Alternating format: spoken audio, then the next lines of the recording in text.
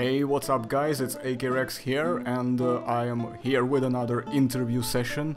So today, as always, helping me out is Joshua Ballze, and we have a special guest today, Jeffrey Bond, who is an educational curator in the Dinosaur Park Museum. So, welcome Josh, welcome Jeff, how are you guys doing? I'm doing good, how you doing, Jeffrey? My voice holds out, we'll be good. Nice. Very nice. I have to do a lot of projection in my job. And I'm not talking about projecting movies. Oh, that would be a great job. Yeah, that definitely would be, but yeah, no, I had a very loud crowd this morning, so. Nice.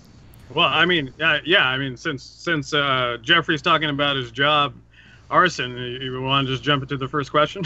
Oh, I will. Rex is on it, baby.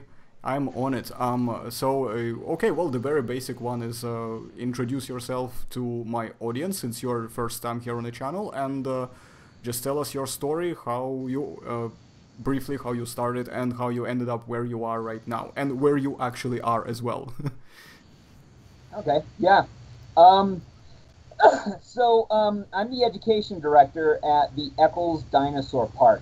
It's a small museum in northern Utah, Ogden, Utah.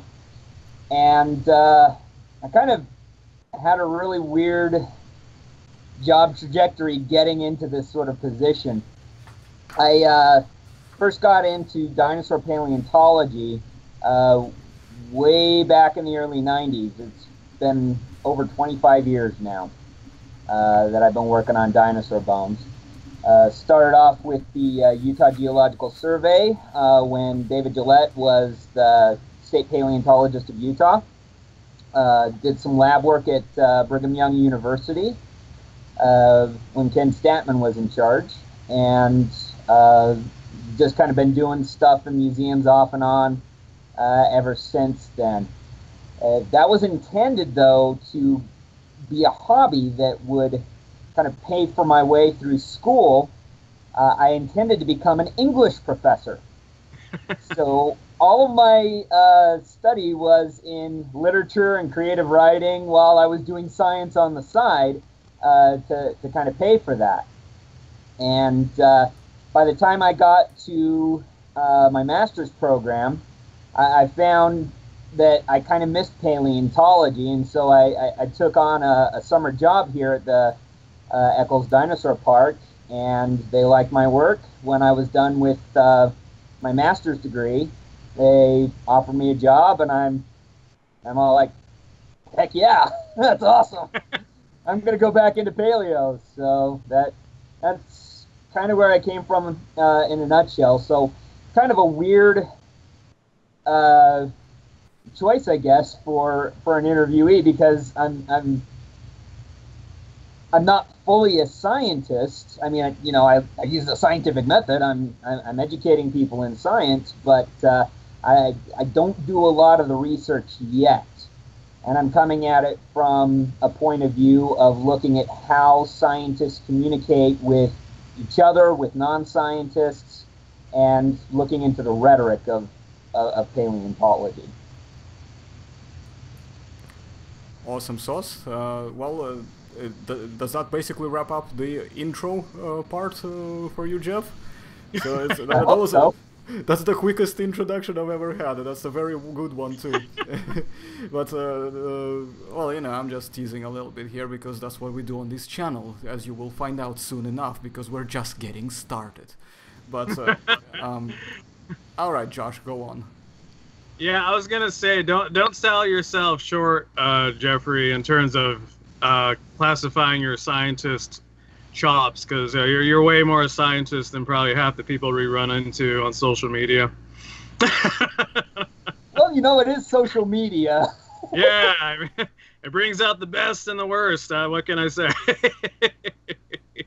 But no, actually, I was gonna say that you're in good company, because when we interviewed Curie, just to plug that interview, Curie also noted that he was in the same boat. Like, he was going toward a roughly a different major, and then he just kind of fell into paleontology. And now he's one of the paleontology greats out there that does a lot of cool stuff with tyrannosaurs. So yeah, you're in a good path. That's what I'm saying. You're on a good path.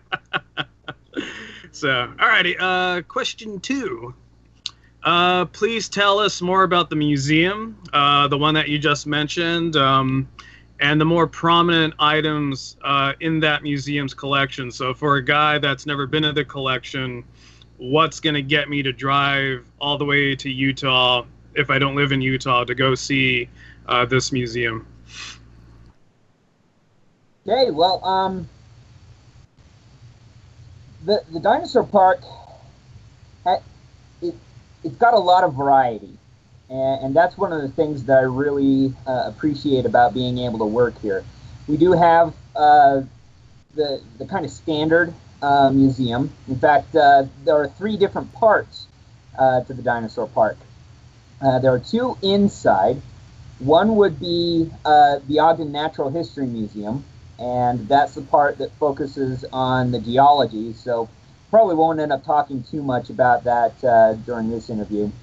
But then we've got the Stewart Museum, and that is where we show the dinosaurs and the other fossils, and both of those are finishing up some pretty major renovation. We've got some new exhibits in there, and I feel really privileged to have some of this material. Probably scientifically the most important specimen in the museum right now is also the largest rhamphorhynchid pterosaur yet discovered. It's called Harpactinathus, and the holotype is here. Unfortunately, the holotype is just part of the skull, but it's very, very similar to Scaphanathus from Germany, which we know a lot about. And so the conservative estimate for this animal's size would be about 9 feet in wingspan. Wow. That's way big for a long-tailed pterosaur. Yeah, so, yeah, that is. Yeah. Plus, it's just a cool-looking animal. You know, if you've ever seen Scaphanathus, it's got the crazy teeth that kind of interlock, and you know, if these things had lips, they'd be piercing their own lips, just closing their mouths, and kind of a crazy beak. You know, so that's kind of the main one. But we've got some stuff that's even more spectacular than that. We've got a 30-foot-long Barosaurus neck from Bone Cabin Quarry, and it was found articulated. Oh, wow. So this is a really rare instance, and we've got all but I think 4 bones from this neck on display. The other 4 are currently at another institution, but that's still like, you know, nearly 30 feet of neck, and we've got it right from the atlas vertebra all the way down to where they would meet the dorsals. That's really cool. Do you have the skull for that one? Unfortunately, no. There's no Barosaurus skull material known, except for possibly a quadrate at the Royal Ontario Museum. Okay. So we've got that displayed with sections of other sauropod axial skeleton, parts of the spine, and eventually I'm going to repair a Diplodocus skull, and we'll put that at the front so that you at least get kind of a sampling of these different sauropods and just how crazy their vertebrae could get. And that's kind of the intent. Obviously, the skull isn't a vertebra, but it looks funny without it. So. Yeah.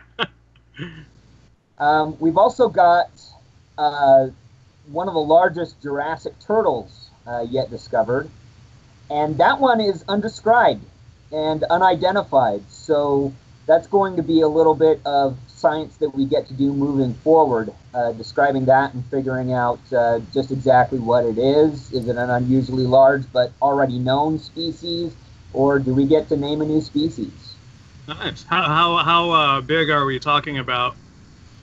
I'll have to send you guys a picture. What would be a good analogy? We're talking about probably 3 or 4 loaves of bread. That's the only thing that I can think of right now. Okay, so like an alligator snapping turtle, because those get pretty big. Yeah, like kind of in that range. Okay. Maybe a little bit bigger. So it's not like crazy big. We're not talking like Archelon or anything like that. But it's impressively big. Yeah, no, I mean, I actually do like turtles. They're always a really fun aspect to study. So anytime you hear this new cool turtle that's out there, it rings a bell. It's kind of fun. Yeah. We'll figure out a name for it if it's a new species, and hopefully we'll get to see that in the next couple of years somewhere in the publications. Nice. Are you going to choose a famous Renaissance painter to name the turtle? I know exactly what you're talking about, and I'm having to take some of my assistants on the staff. They want to name it that direction, and I'm like, not the first time, guys. Come on, let's be a little bit more subtle about our geekery here. So never. So all right, cool. So you got a barosaur neck, which is really impressive because it's been articulated. For those of you new to the channel, articulated means that it was found as it would be found on the animal, because the bones are usually scattered when you find them in the ground. You have a giant Rhamphorhynchid. Rhamphorhynchus was one of my favorite pterosaurs. So you have one that has a 9-foot wingspan. That's pretty impressive. Arson was actually, you guys can't see, but Arson was gesturing the wingspan.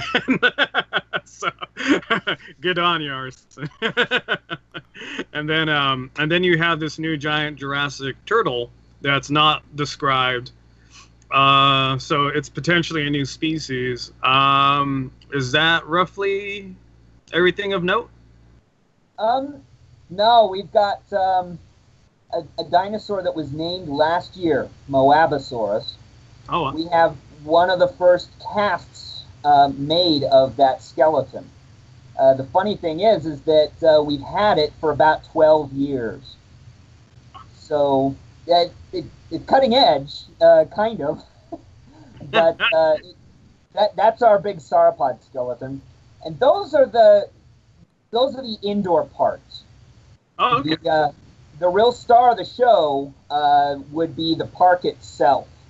We have over 10 acres of land filled with about 62 different prehistoric taxa, ranging. Most of them are dinosaurs, but we do have pterosaurs there. We've got some mammals, Dimetrodon. Oh, nice. Just a real mix of different kinds of prehistoric animals. So we're kind of following in that fine tradition started by Sir Richard Owen and Waterhouse Hawkins way back in the Victorian era, when they made sculptures of dinosaurs, kind of showing what we thought that they were, and that's kind of our bread and butter. Nice. So it sounds like your museum's a merriment of two of the museums we have here in LA. We have the La Brea Tar Pits, which they have Hancock Park, and they have those life-size sculptures of bears and lions and mammoths. And then we have another institute called the California Science Center, which, because you mentioned that your museum actually has other subdivisions along with the paleontology department. And the Science Center is like that. They have an ecology department, human sciences department. So it sounds like you have the best of both worlds just kind of mashed together. So that's a really cool thing to know for people that are wanting to visit this museum and look up this museum online. And then do you have a website for the museum? Yes. that would be at dinosaurpark.org. That is, Dinosaur Park would be one word. So you can check us out there. We do have a blog that I write. I haven't been able to do too much with it this year because of all the renovations that we've done. But yeah, that's a good way to put it. We do really have a very versatile exhibit, and it's constantly changing. The renovations we've done this year, well, I don't want to say that the tip of the iceberg, because that's a really large tip. That was a very big project, but we put in a new sculpture last year, the Spinosaurus, and we've updated several sculptures in the park this summer, including changing some of them to new species. So now we have there are only 4 giant raptors currently named. There are a couple of other giant raptors known from very sparse material that don't have a name to them yet, but we've got the 4 named giant raptors, from Utah Raptor all the way down to Ostroraptor, and updated them with feathers in some cases.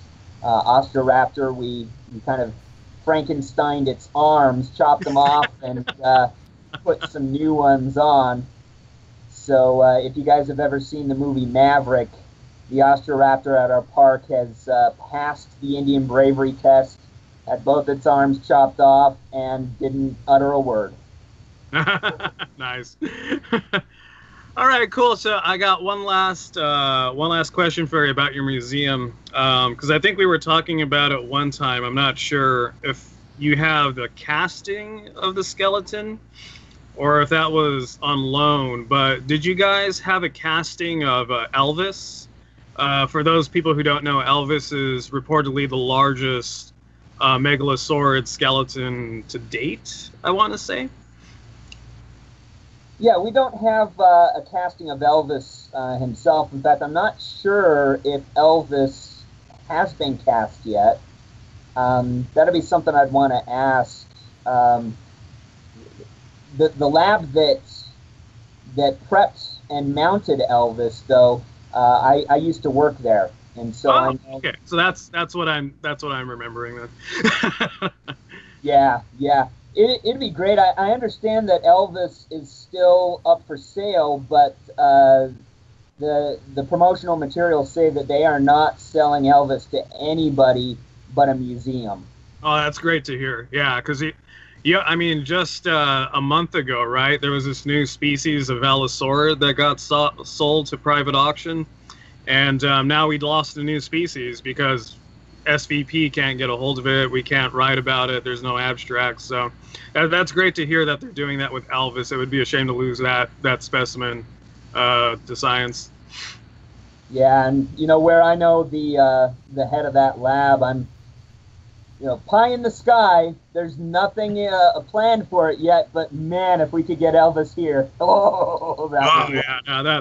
would definitely. I mean, I would drive from sunny California over to sunny Utah in a heartbeat for a lot of the stuff you mentioned. But if you throw Elvis in the mix, then I would not drive. I would then pay the money to fly and deal with all the LAX security nonsense with the wanding. So, all right, man. Yeah, no, that sounds like some pretty awesome stuff. Arson, I want to throw it back to you.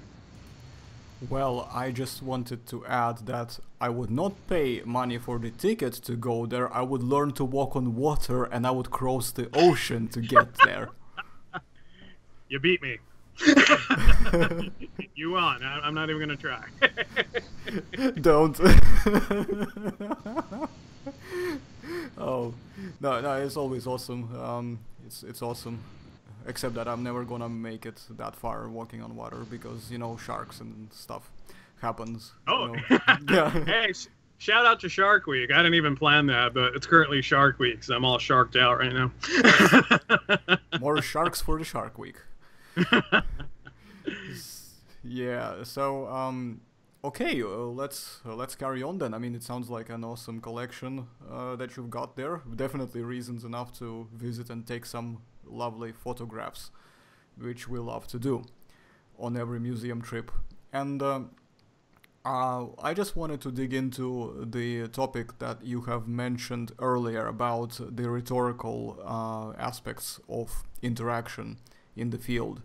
Now, my question would be, what are the most common, in your opinion, of course, rhetorical issues we face in the field of paleontology when it comes to things like understanding and interpreting the subject of dinosaur reconstruction, be it a skeletal, be it a soft tissue, or relationships within the group or other animal groups?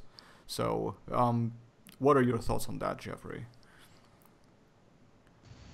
Oh man, you kind of that's my whole field, man.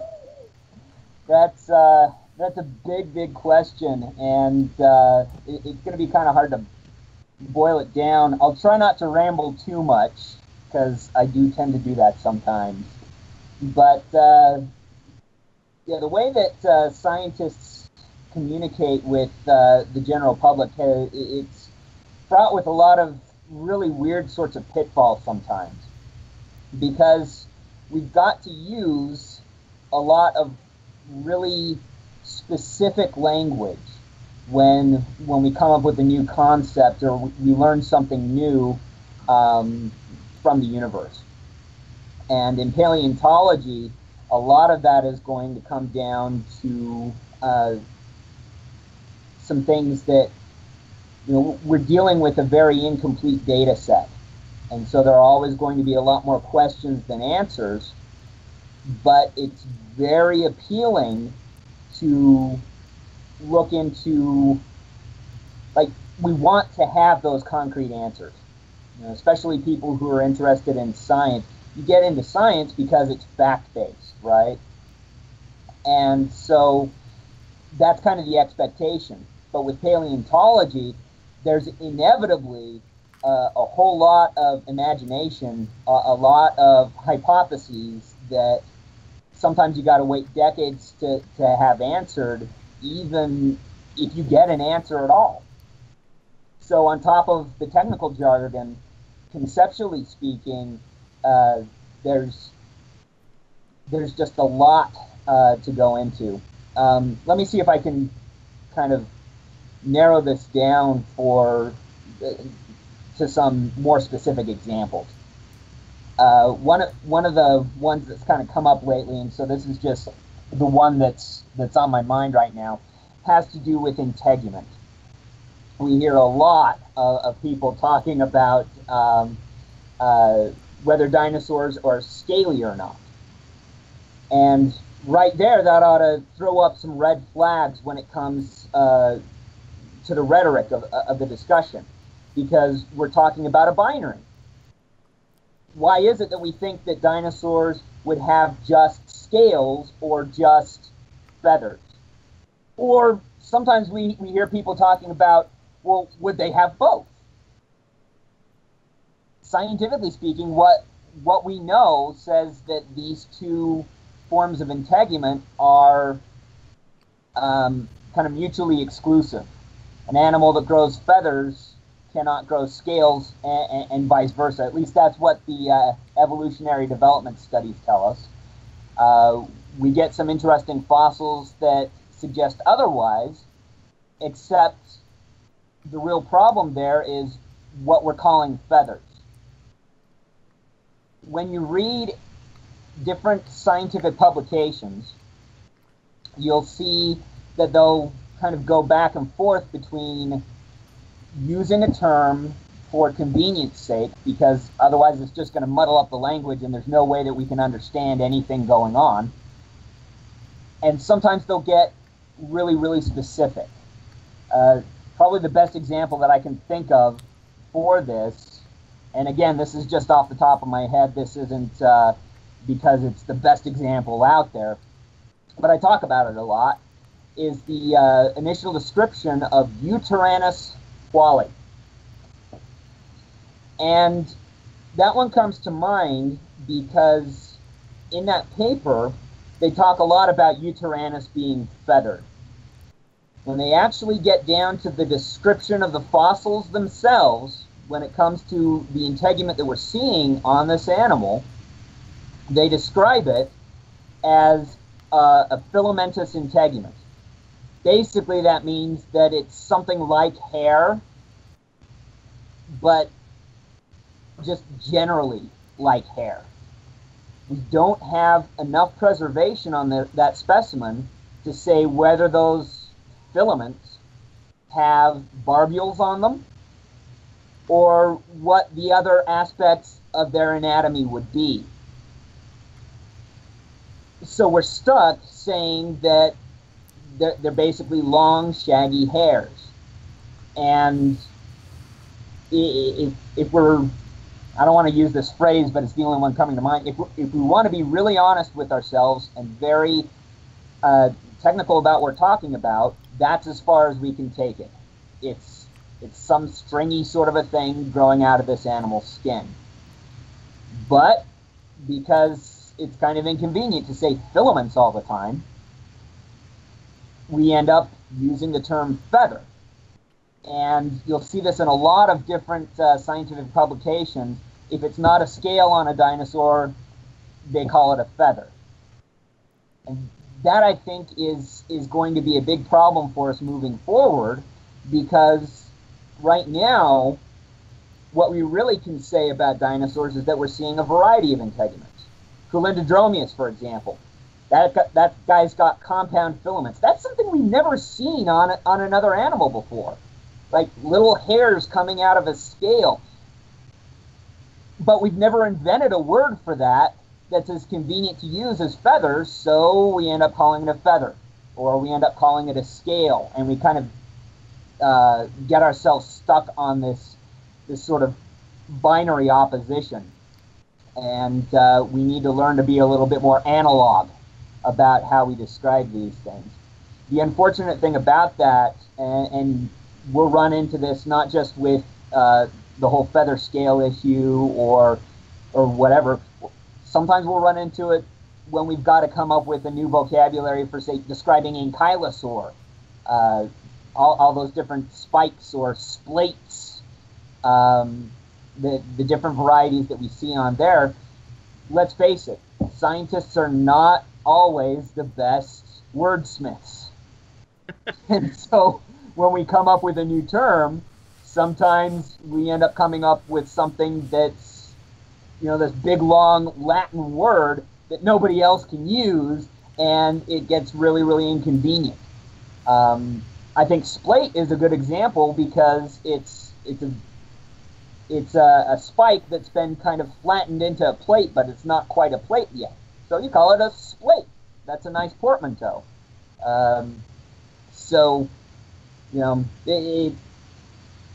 That's kind of one of the issues, is that we need to be better at being English majors, I guess. We need more English majors in the paleo field. So here I am. I'll help.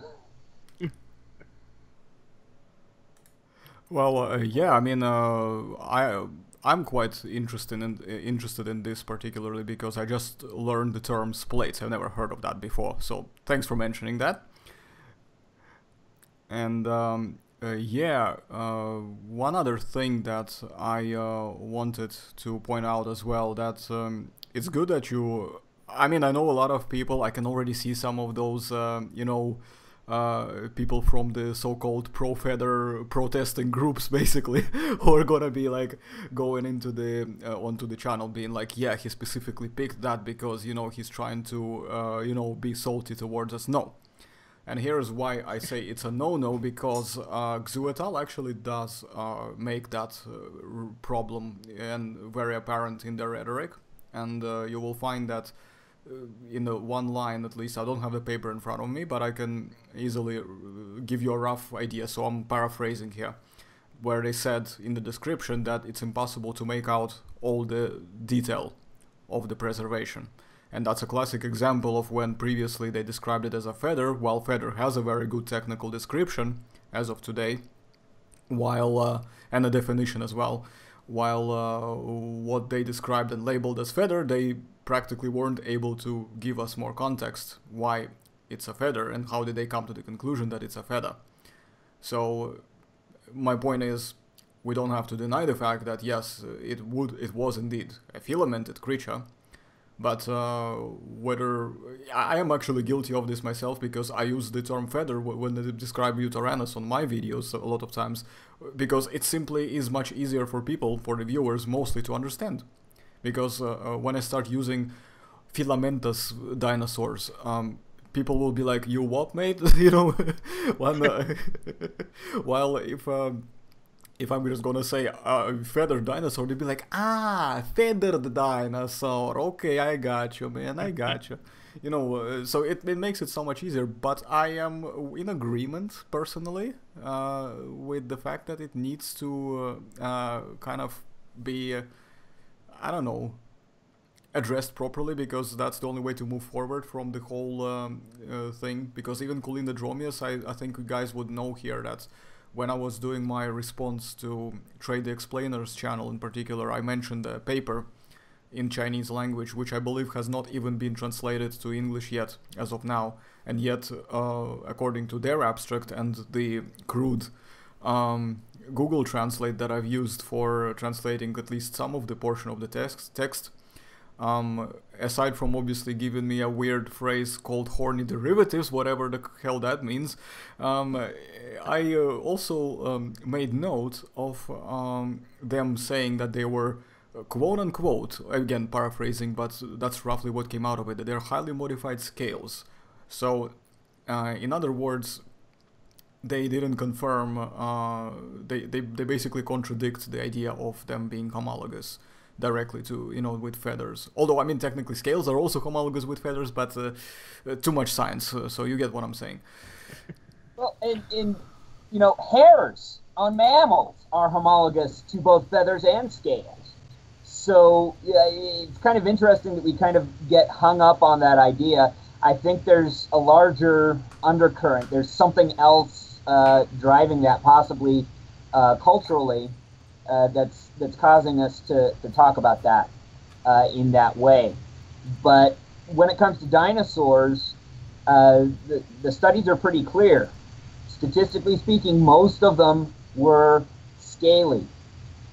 The thing is, they also seem to have been genetically equipped to create other kinds of integument, and because we're just barely beginning to figure out what that stuff is, it seems like our ability to describe it needs to catch up to what we're seeing in the fossils. This information's coming at us so quickly that we're literally at a loss for words. And so, you know, in order for these studies to move forward, we need to develop an entirely new vocabulary, and we need to teach it to others, and enough others, so that we can start using that new terminology that's more precise in what we're seeing with these unprecedented features. Until then, we're kind of stuck with calling them feathers or quills or scale. Heck, even dinosaur scales, you know, there's a variety of those. You've got the basketball, you know, the kind of the pebbly sort of texture. You've got scoots like on Ceratosaurus.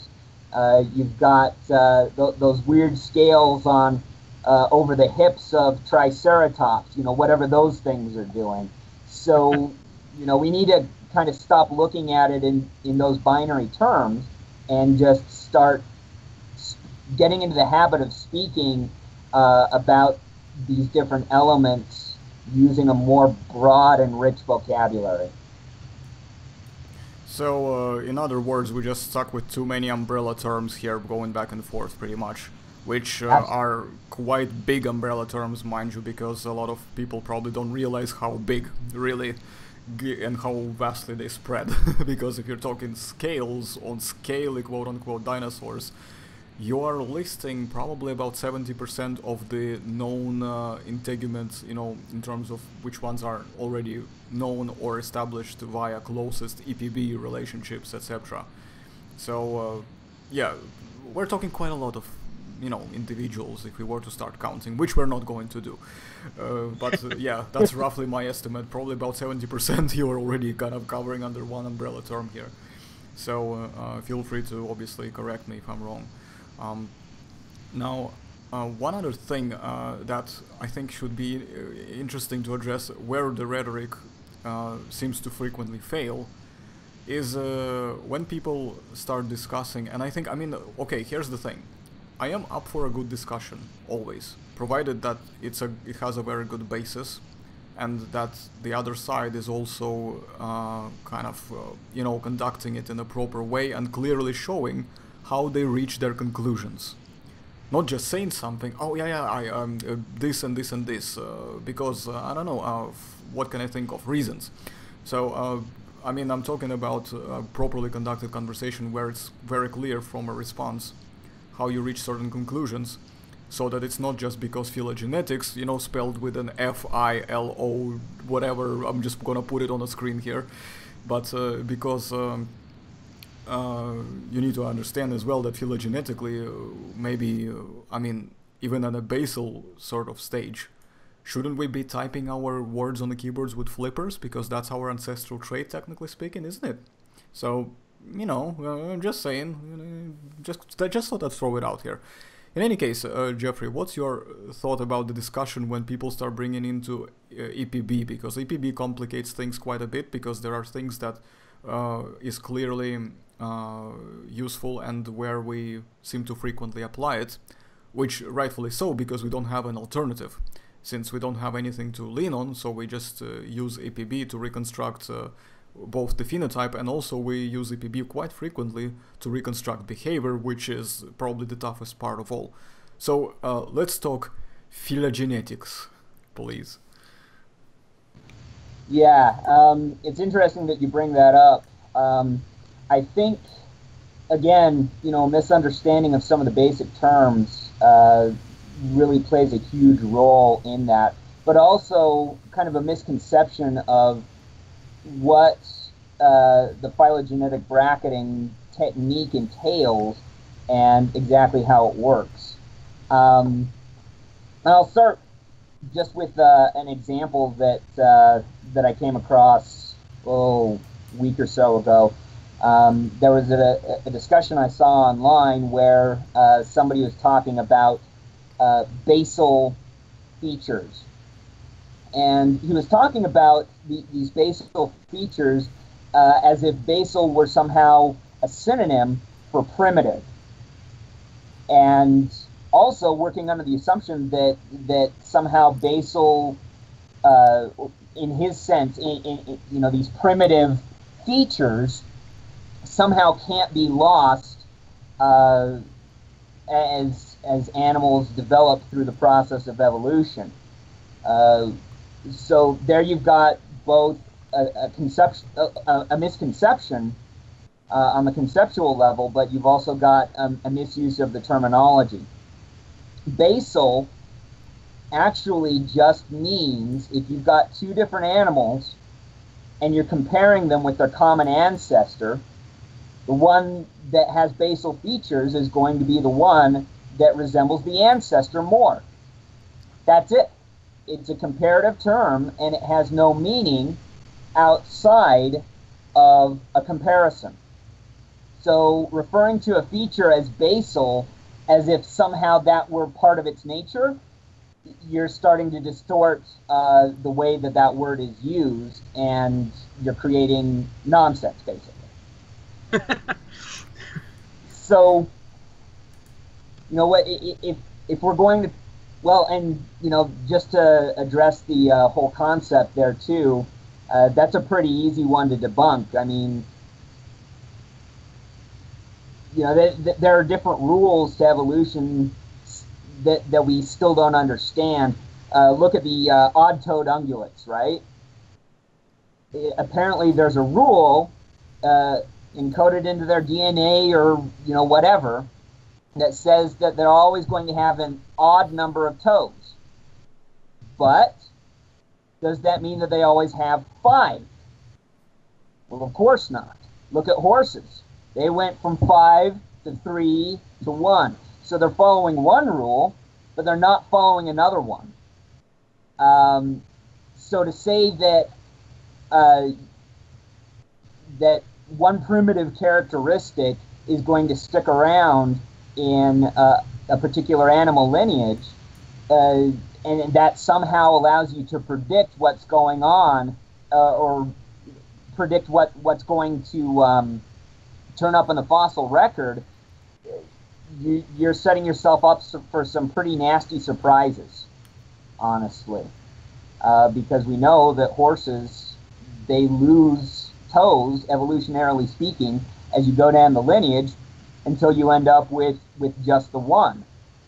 At least the one that they're walking on, right? So let's apply that to dinosaurs.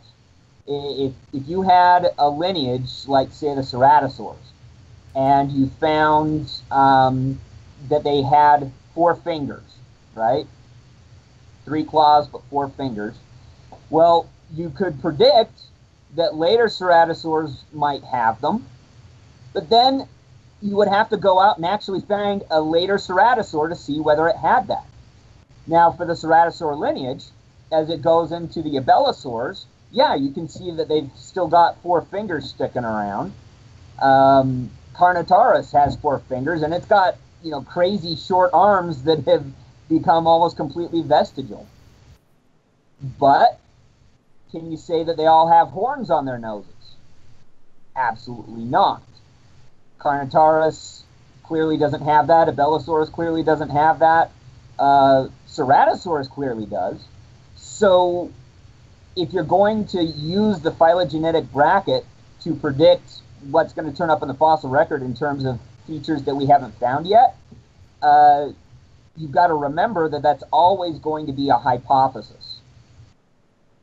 And too many people just haven't caught up with that concept, and they seem to think that reconstructing a dinosaur or any other extinct taxon means just going to the phylogenetic bracket and mapping it out and saying, well, its ancestors had this, therefore it had this feature. Or the older ones, or their descendants had this feature, well, then that means that the older ones must have had it too. It just doesn't work that way. Organisms are encoded by their very DNA to create variety, and we can't predict yet which rules a certain lineage is going to follow and which rules it's going to break, and what features it's going to drop or which features it's going to keep. Does that make sense? It makes perfect sense. And to give a very simple and a very kind of, well, I don't know, primitive example, if you are to ever get into a discussion with somebody about quote-unquote diversity hire, just look at the paleontological history of dinosaurs and you will understand exactly what is meant by that. That's basically what it is. And I'm going to quote twice here Dr. Thomas Carr from my previous interviews. Those of you who have caught up already, you will know exactly what I'm talking about. Those who haven't, please do. You will find that very informative and useful. In any case, first thing he said was that natural selection never sleeps, which basically is consistent with everything that you've just said, which means that it means something. Okay? And secondly is that another point that you've brought up, very good one, in order to move forward, is that we have to allow ourselves to put ourselves in a position, to be put in a position where we have to reassess and reevaluate and revise, review, whatever word, our points. Basically, we have to allow to apply scrutiny to them, not just to the ones that we are trying to debate, but to both of them, ourselves and the other, because what's the point of debating if you're not given equal conditions to both sides of the argument, because that makes the argument flawed, boring and pointless at the very least, and at the very most and foremost and most importantly, counterproductive. So yeah, you agree with that, I presume, don't you? Oh yeah. And since you brought up debates, that there are plenty of sometimes nasty online debates that will talk about these different kinds of controversies, especially in dinosaur paleontology. And I think that's really unfortunate. At the same time, like, I think a lot of that comes from a fundamental misunderstanding of what science actually is. If you're going to talk with somebody about how science works, you need to be on the same kind of common ground. Like you said, you've got to be playing by the same rules, basically. But there are a lot of people, especially in the online community right now, that seem to think that science comes from documentaries or from, and you know, I hate to point fingers like this, but Bill Nye the Science Guy. There's a lot of popular science out there, and there's going to be some good principles in there, but sometimes you end up with the perception that one prominent scientist's opinion somehow counts for a lot of, for more than the obscure scientists. And that's just not true. That's science being taken into kind of a cult of celebrity. And instead of science in terms of something that can be objectively tested, something that needs independent verification, you know, all those very basic fundamental values of science, we end up with science as a cultural phenomenon being driven by authorities. And we're right back into the Middle Ages with that. So, you know, to the listeners in YouTube land, if you're reading something that is coming from anything that's a secondary source, some sort of media that is reporting on what a scientist has said, try to trace that back to the primary source and get your information straight from the scientist himself or herself. When you get to that point, question everything that they say. That's how science is supposed to work. We disprove hypotheses. That way we can keep out a lot of wishful thinking and work in that level of objectivity that science is supposed to have. I think it's also very important to remember that if you're using scientific methodology properly, that means that no matter how great your disagreements as people, ultimately we're on the same team. We're all trying to figure out the truth of how this universe works. And that needs to be a bedrock that we need to assume going into any sort of discussion. I hope that, you know, I've been able to practice what I preached there. I hope I'm practicing what I'm preaching now. Ultimately, that's not going to get rid of disagreements, but that's a good thing.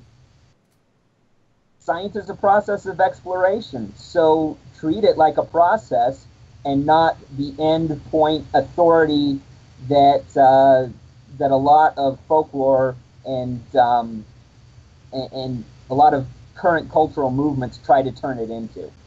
Scientific consensus is not the monolith that people try to turn it into.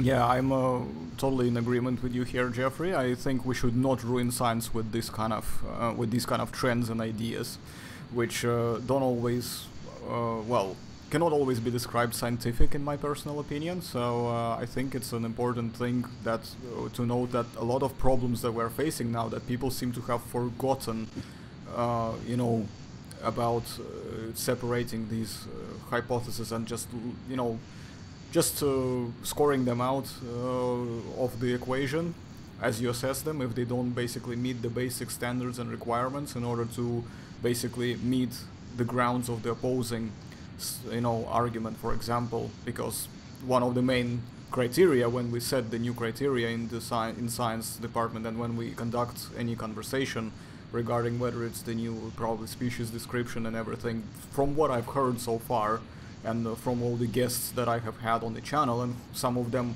who I hope to invite again, and some people that I've had a chance to interact with but I haven't yet invited here, but I will, is that basically we really need to remember that well, apply the equal rules. Basically, that's just coming back to the original argument here. Apply the equal rules and just learn to see where two sides of the arguments. That's basically me addressing the viewers now. Is learn, you know, if you have one hypothesis A, for example, went through steps A, B, C, D, E, but hypothesis B, for example, only went as far as B. So therefore, it's not really as you know, strong because it already got cut off at that point. Therefore, is it worth really supporting that hypothesis? Does that make sense? So that's basically what I think is important to kind of understand if we are talking about how to separate these things from each other. Now, I think it's also important to note to our viewers, for those especially who don't know this yet or haven't figured it out yet, that if you remember the skin charts for the integuments that we have presented on this channel already, they also feature Jeffrey as one of the major contributors to the charts, and we happen to have two people here, the one who is literally made them, as in like made them physically, and the person who also greatly contributed. So I will pass the mic over to Josh, because I know Josh loves talking about these charts and I cannot wait to hear more about it. Yeah, no, everybody loves the charts, and at the same time everybody hates the charts. It's a weird relationship that we have with them. Actually, really fast, I do want to backtrack on some of the stuff you said concerning the rhetoric and the phylogenetic bracketing methodology and all that jazz. So just to clarify, we're not saying that feathered dinosaurs don't exist, because we clearly have feathered dinosaurs that exist, because I can already hear everything that's being said, and I can, God help me, we've dealt with a lot of these people on the internet, and we know that they're going to listen up to this point and say they don't believe in feathered dinosaurs, and I'm just here to clarify that yes, we do believe in feathered dinosaurs. They do exist. But to go back to your Bill Nye the Science Guy analogy, I like to classify that as introductive science. So that's basically the stuff you see in documentaries, on TV, that's meant to introduce the general public to the concept of science. However, what it isn't is citable material to refute an actual scientific paper. So let's say that I'm team planet Pluto. So I believe Pluto is a planet. And I, for some reason, heard Bill Nye the Science Guy say this on his blog or whatever. And then I go into an actual forum with real astrophysicists and astronomers, and they're citing actual abstracts and scientific data. And I'm the fool that's going to clip in Bill Nye the Science Guy to refute actual scientific abstracts, which that's stupid. That's not what I would do. But what you're saying is that's what we're seeing in the field of paleontology with a lot of these groups. They're getting YouTube channels and things that are just popular culturally, and they're trying to use that as counterpoints to actual physical peer-reviewed abstracts, which isn't how it works. It's pretty much you're just trying to get the Netflix Bill Nye the Science Guy episode to kind of refute the actual scientific abstracts, correct?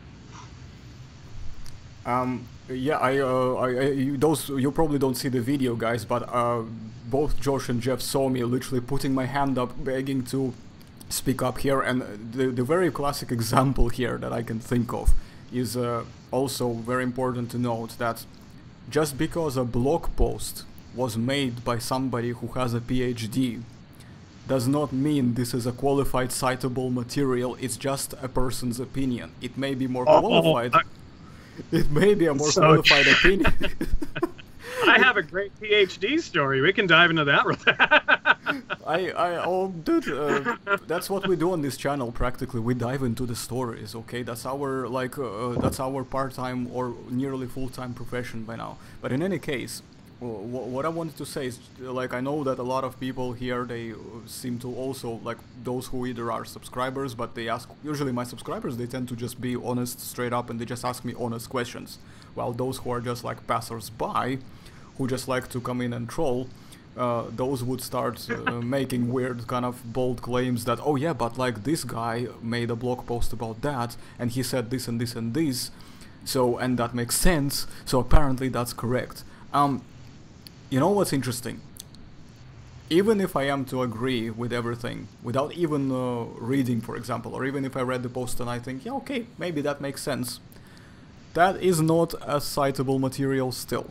That does not in any way refute or debunk what the peer-reviewed paper says, because this means that whoever was the author of the blog, in order for this to qualify, I mean, maybe the author of the blog doesn't claim it to be what many people make it out to be, because he is not responsible for people taking it a certain way, you know what I mean? You cannot say, guys, this is this and this. He just wrote a post and he just put it out there, which is fine, which is what we all do here as well, because that's the same thing. If somebody goes, oh yeah, AK Rex is you know, has said this, so therefore it debunks this paper, blah blah blah, that would be absolute bullcrap, excuse my French here. So, you know what I mean? Okay, one time, that's it. Just one time.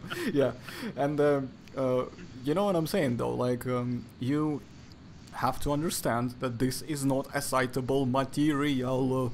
You know, like, it's just really giving me like I don't know, the whole, you know, brain exploding kind of syndrome, because the amount of times I've had this thrown at me already.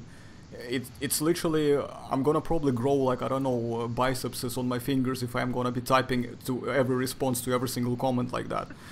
It's just gonna make me like, I don't know, my fingers go like, you know. It's just really one of those things, guys. Please try to understand. Yeah. Just because somebody said so doesn't make it so. It's another person's opinion. It may be more qualified opinion than the guy next to you, for example, but it doesn't mean that it qualifies for the scientific paper material type, which means... Well, yeah, because what you're describing is they basically just Bill Nye the Science Guide.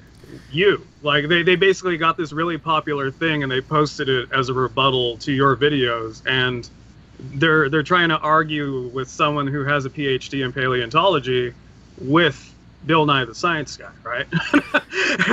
That's exactly what the point is, yes. And what's important to understand is that just because the post was made by a qualified person does not mean that this qualified person has gone through exact same steps required to achieve his conclusions, because, well, his ideas haven't been extensively tested, and also haven't been peer-reviewed like the science paper was. So, okay, there is that. And I'm sorry to have bulged in like this, and because Josh was in the middle of something, and we were kind of slowly shifting into the integument chart, but unless you have more comments to make about the previous question. So, go ahead, Josh. Sorry to bulge in like that. I just really thought I'd put it out there because I think it's important. I like to keep these real. It makes sure that we're all real three people actually talking in real time. But I do want to get Jeffrey a moment because he's the one being interviewed. Jeffrey, what are your thoughts?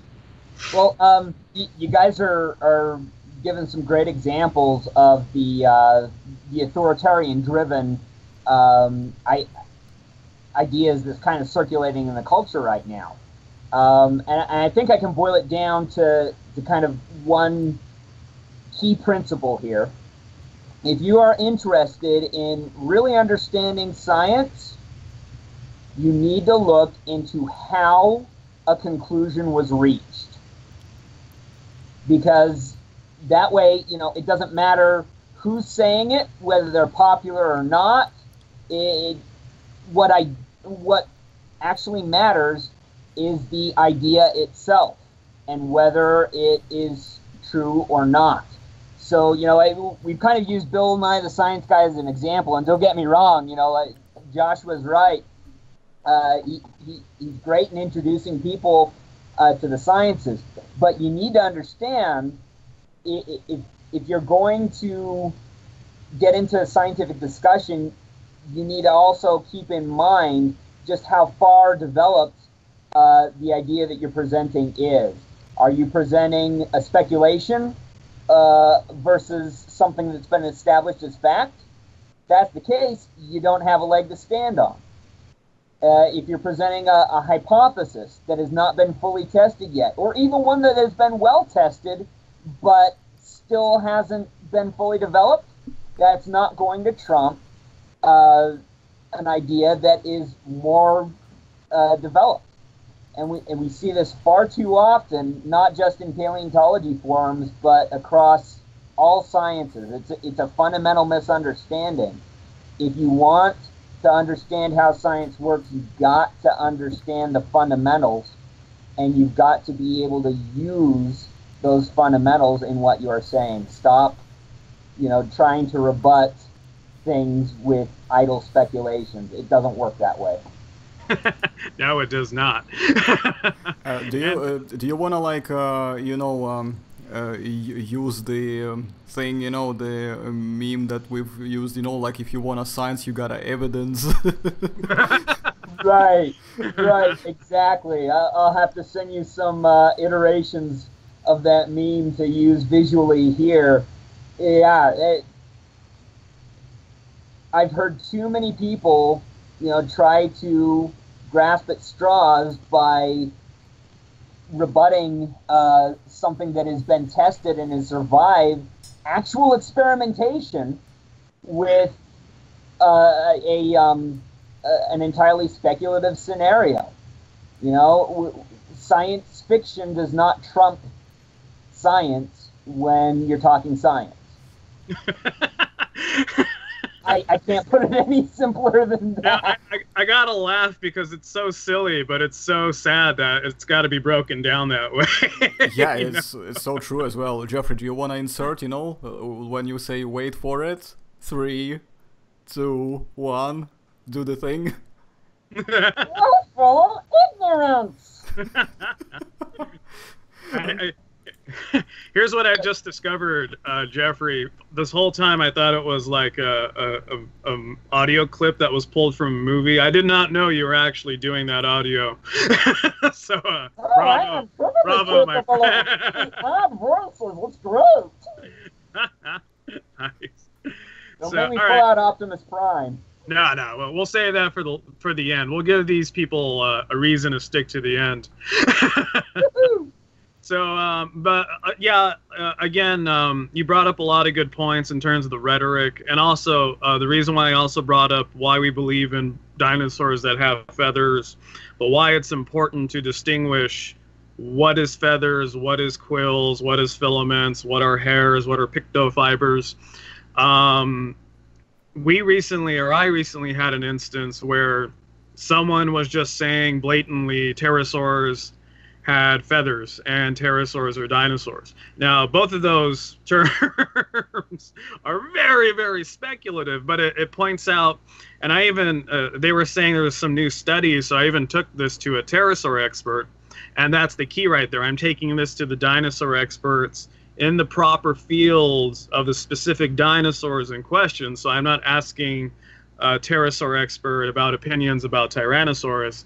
And in this case, I'm not asking a Triceratops expert an opinion on pterosaurs. I went to a pterosaur expert to ask his opinion about pterosaurs, and it was Habib, who's at USC, so he works in tandem with the Natural History Museum here in LA.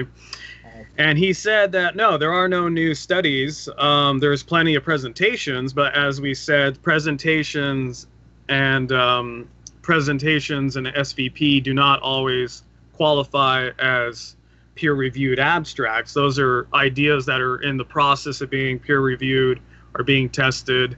Sorry guys, there's a lot of shenanigans off screen. But what Habib did was a pterosaur expert told me, no, these aren't feathers, and pterosaurs are still very much basal archosaurs. They're not even dinosaurs yet, but there's still a war going on to classify pterosaurs as dinosaurs.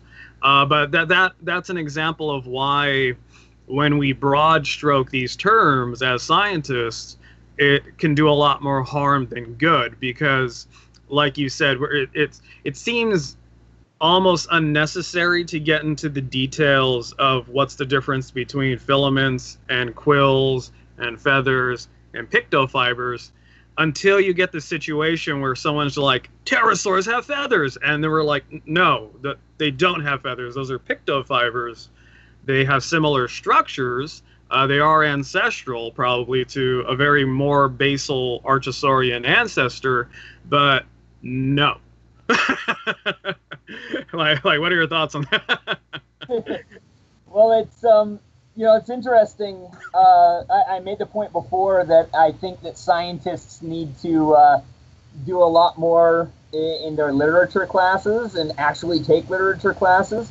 What you're talking about there is described in literary studies as deconstructionism.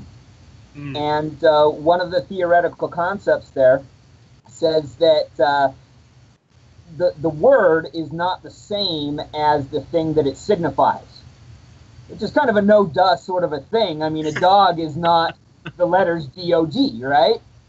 Yeah. So the problem is, because there is that disconnect, the meaning of words can change over time.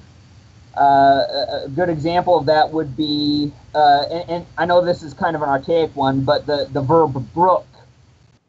Nowadays we say, I can't brook this kind of nonsense in the sciences, something like that, and it means that you can't tolerate it. But back, go back several centuries, and the verb to brook means to enjoy. It meant the exact opposite. And so, so because you have this sliding chain of signifiers, as deconstruction theory puts it, you end up with people taking the term feather and just running away with it, and suddenly anything that's not a scale is a feather. But that doesn't apply to pterosaurs. And so kind of to bring things full circle back to the topic that we kind of started and then derailed, everything. This is one reason why we've been working so hard on these integument charts. We want people to be able to trace the concept back to the actual fossil upon which it is founded, so that the language, it acts as a check against the language getting corrupted. We're not just talking about scales, we're talking about, boom, and here's a picture, and you can see, what that looked like and where it was found on the animal, and, get the data straight from the source, not from several hundred people who have been, playing a game of telephone with it, and suddenly you end up with this odd conclusion that pterosaurs had feathers when, that's not the case at all. Yeah, and I brought up that subject to kind of highlight what you brought up, and which is there's a rhyme and reason why things are gone into detail in terms of the integument of these dinosaurs, because they are very diverse. We're learning, if anything, dinosaurs are very diverse. They have a lot of different skins. They cover a lot of different environments. There's a reason why they're one of the longest living organisms on land and sea. And the air. And in terms of that was just, it wasn't even an example that I made up. That was a real example of someone who, because they were getting a lot of misinformation from sources that were crediting themselves as authorities, they just kind of broad stroked it and well, this thing has feathers and that thing has feathers. And we're learning the harm that does when you don't break it down appropriately, versus a couple of years ago, we probably wouldn't have to be this nitpicky with things, but now we're learning that the real damage being done to the public in terms of their way to process the information, which gives us feathered pterosaurs, which don't exist. Yeah, absolutely. There's a whole lot of informational white noise on the internet. And because we're kind of playing that game of telephone, we end up with a lot of distortions. And even people who are, genuinely trying to get to the source, on certain topics, you're going to get barred from the source because of all the other, all the other people interpreting the source and telling you what the source is, and not letting you, judge for yourself and do any tests with it. You remember when we were looking for skin samples for Tyrannosaurus for that first integument chart? There were so many sources that we had to sift through and go back and verify over and over and over again which paper had which. And just all that, kind of virtual shuffling of paper to get right to, here's the fossil, here's the specimen number. Or probably the better example would be the Stegosaurus skin integument chart. Man, trying to find what happened to that one Stego A specimen and Stego B. And it was from simple misunderstandings. I was told that Stego B was in the National Museum, and I assumed that the National Museum meant the Smithsonian, but it was the National Museum of Japan. And because that little bit of information had been left out, that was a whole lot of research that needed to be done to finally come around and find that actual specimen. We eventually did, and it was great, and I got a whole lot of other useful information from it beyond just integument. But, it was a lot of hunting and a lot of effort and a little bit more communication on my part, as well as other people's, certainly would have gone far. Yeah. Now, and let's just nestle into the dinosaur skin charts. Now, I'll share my war story some other time. But so I mean, to give a proper introduction, so you are in fact a crucial member of the dinosaur skin chart project. This is a project that birthed from the Tyrannosaur skin chart, and then now it's just kind of, I think we have two official charts backed by paleontologists, one unofficial chart, which means that any unofficial chart is material that is in private collections, that isn't accessible to SVP, or breaks the code of ethics with SVP, or it's in gray literature and we have no way to verify it. So that's the unofficial chart. So that's 3 charts. And then we also have the Carnotaurus chart. So Arson, I'll send you a little preview of that, which is currently undergoing the very painstaking review process. So we're on the hunt for a Carnotaurus expert, because I like to have at least one dinosaur expert that's an expert on the dinosaur featured in the chart. So call me crazy, but I feel like that's a good thing to do.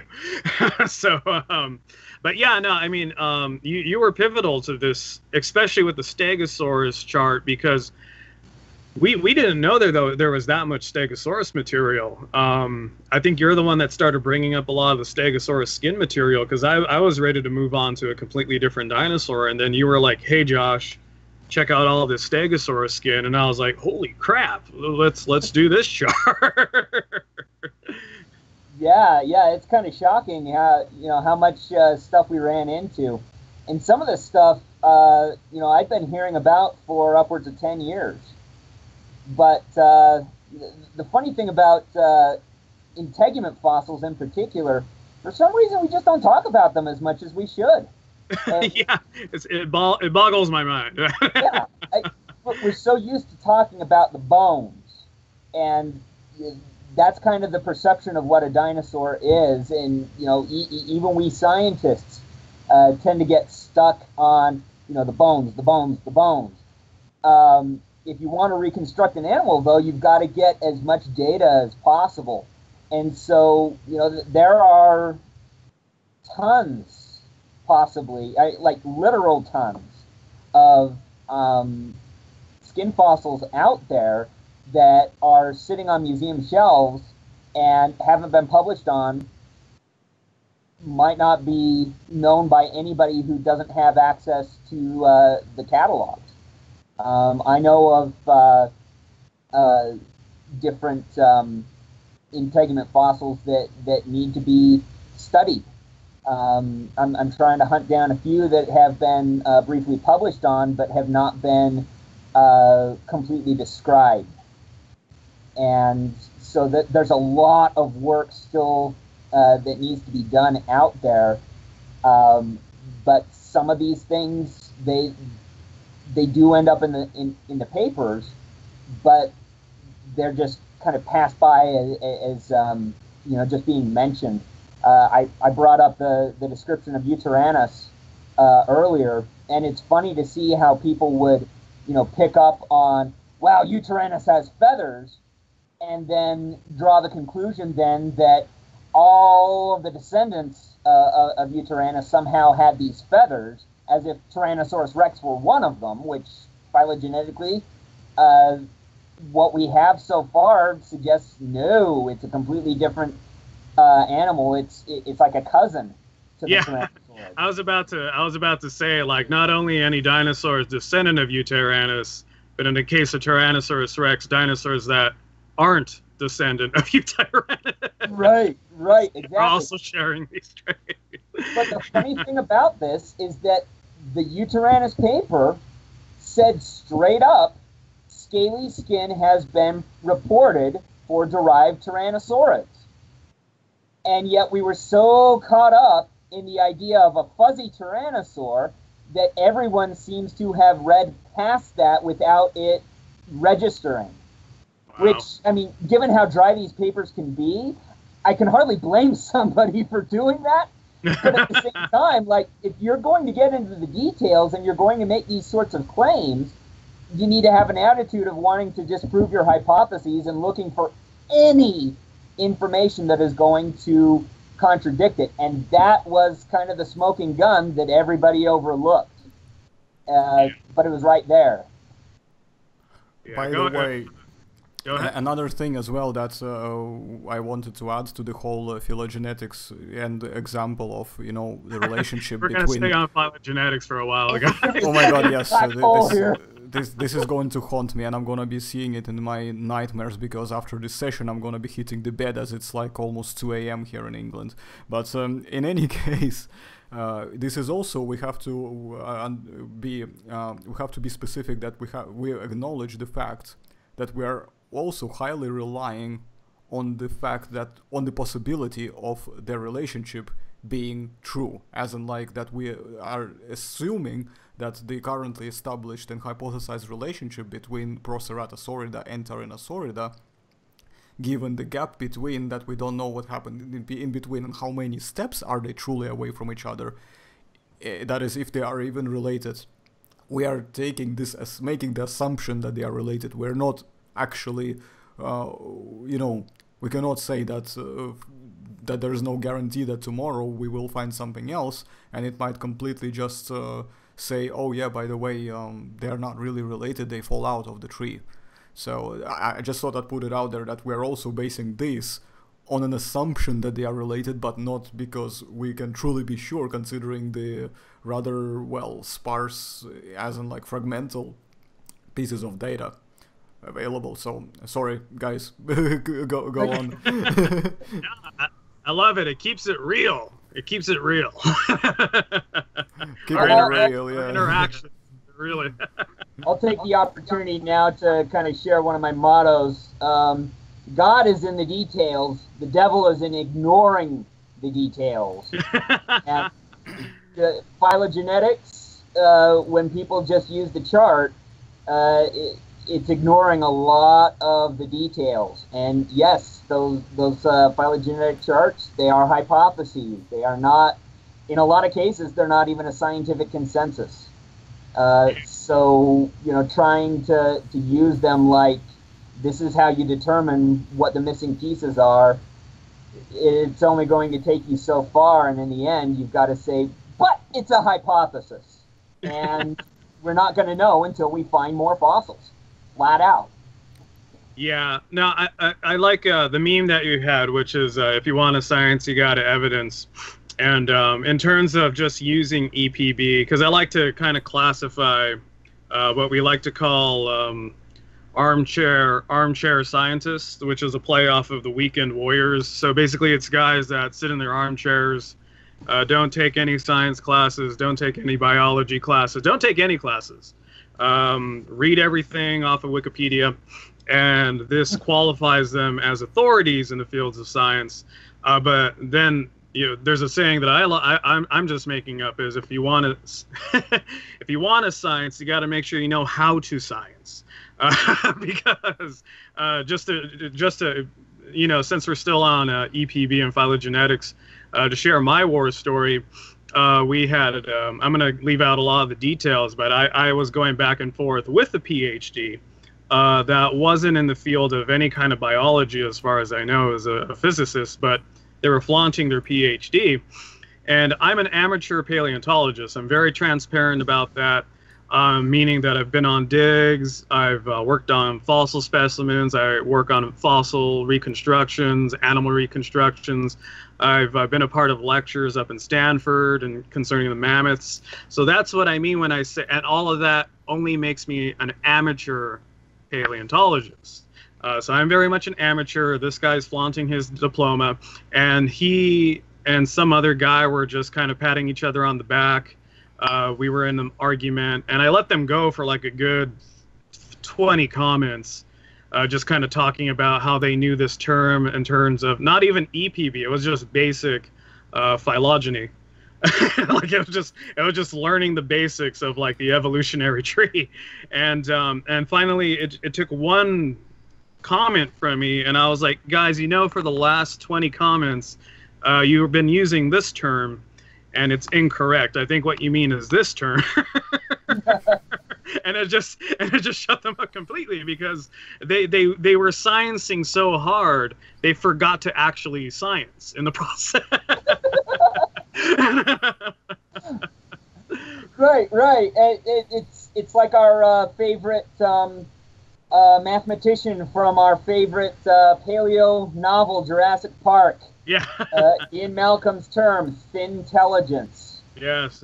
Far too much thin-telligence in the world. Yeah, no, it's pretty brutal. So, but yeah, to go back and reshift back into the dinosaur integument charts, you were mentioning how weird it is that a lot of the integument isn't reported, specifically for theropods. In fact, there seems to be a record of abuse for theropod integument and reporting theropod integument, being we've had theropod integument, if that it seems like if it's not a feather, it doesn't matter, because we've had a theropod integument that's been brushed away and tooled away and crumbled away to expose the bone before someone finally stopped them and said, wait, that's the skin. We've had Tyrannosaur integument that's been plastered over and lost for history. Even in the Ballze abstract they came out, there is Tyrannosaur and Displatosaur integument that's mentioned in the abstract, and then they also kind of mention in the supplementary data the like, oh, by the way, it was on a shelf and somebody lost it. So yeah. It's just like you highlighted a really big issue, which is like, how are these people? The one mystery that we always want to solve is, how did dinosaurs look like? Because all we have are the bones, and the thing that's giving us the answers, the skin impressions, the fossilized organs, all this stuff, the mummies, they're just kind of not being written. They're being misplaced on shelves. They're being plastered over with plaster jacket. It's like, Right. One thing to keep in mind about science is that it is conducted by humans, and humans make mistakes, and humans are susceptible to cultural assumptions, folklore. It's going to happen. We've already seen that in the history of paleontology. There was a time when dinosaurs were considered paraphyletic, which means scientifically not a valid term. And thankfully that was kind of revived.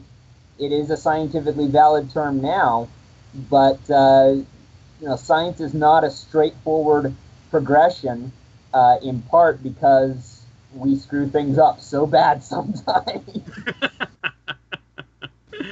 Yeah, it's tough. Us being people. So along with speaking of the Carnotaurus chart, because you've been there, and we're kind of going through the same woes that we went through with the Stegosaurus skin chart.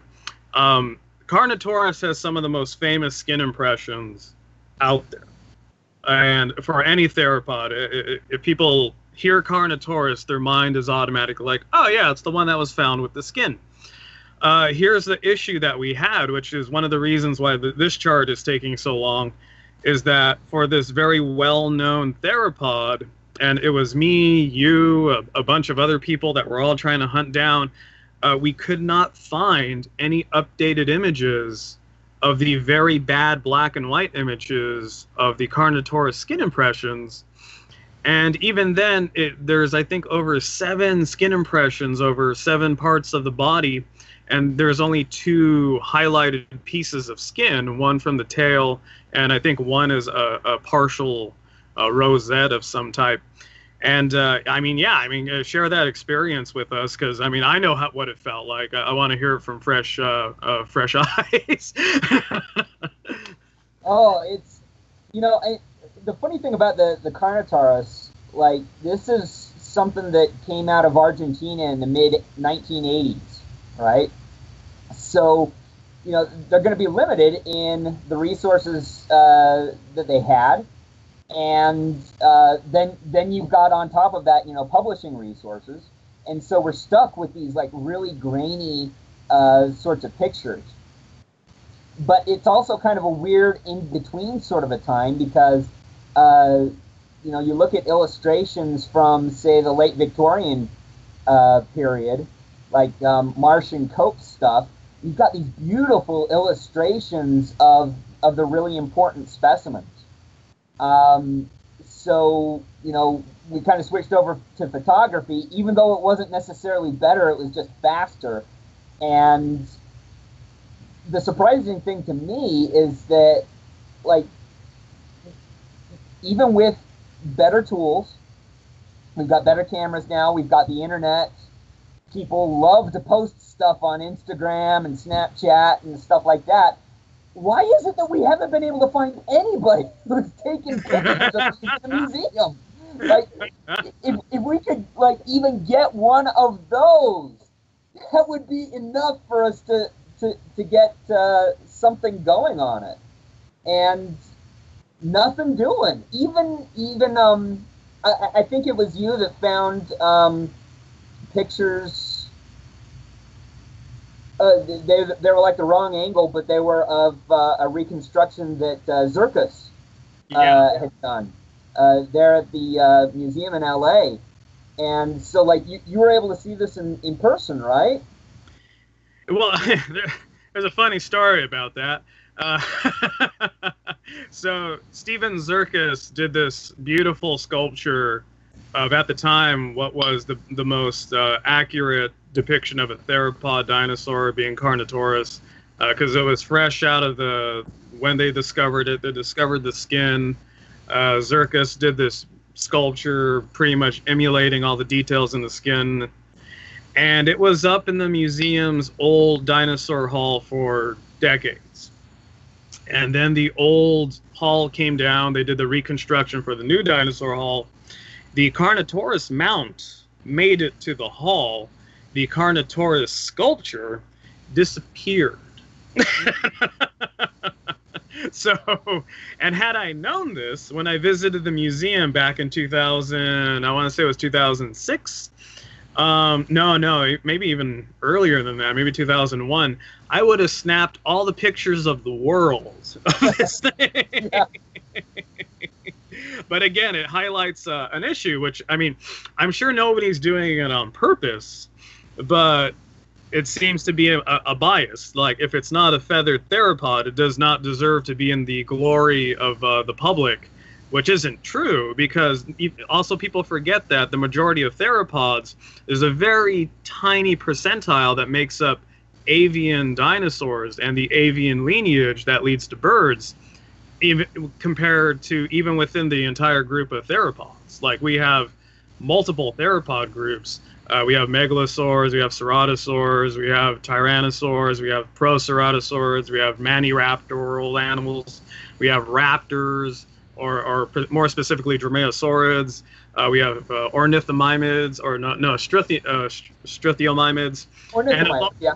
Yeah, and of all those groups, it's like 2 to 3 of those are actually contributing to the avian lineage and even have filaments.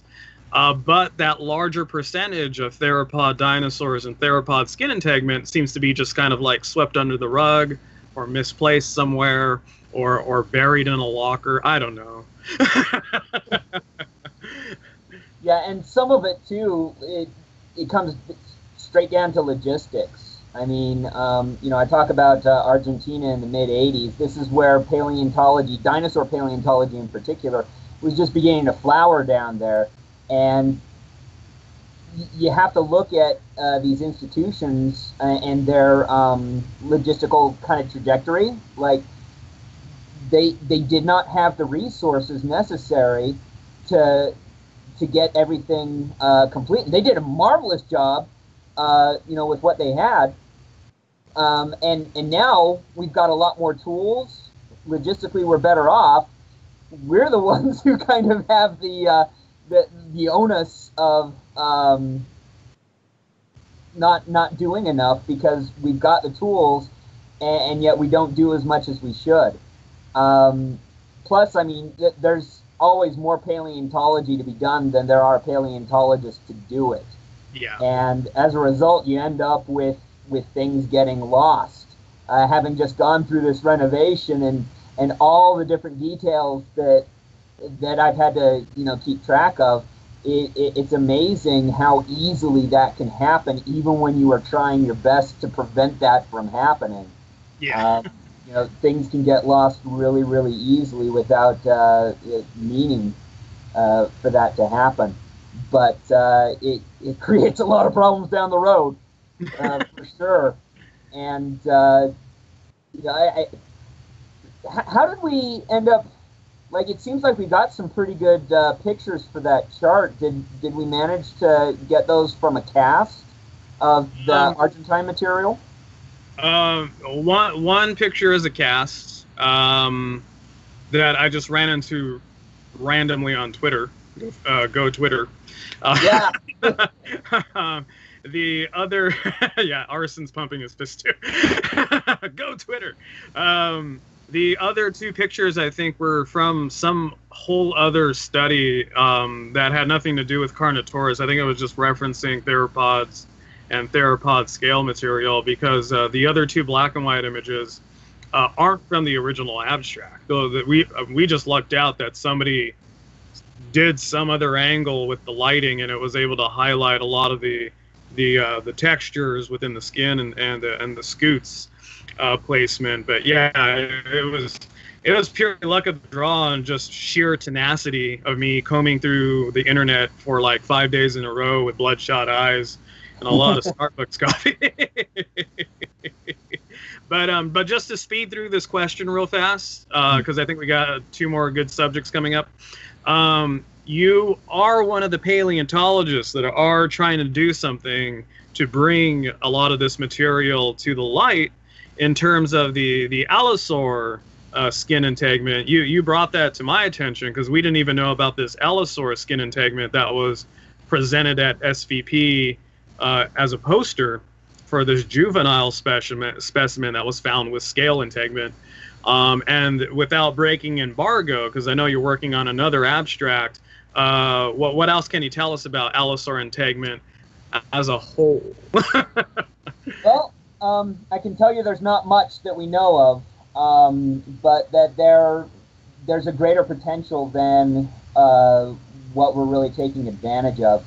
What I can say is that we have a juvenile Allosaurus. It's from a species that is yet to be described, but is known informally as Allosaurus gymnadsoni.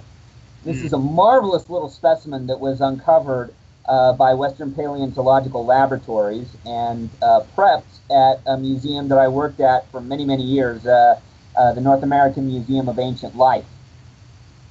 And so I know the people who were doing the prep on it, and they found, trying to remember exactly how big it was a patch on the left flank of this juvenile allosaur that was about the size of like a 50-cent piece.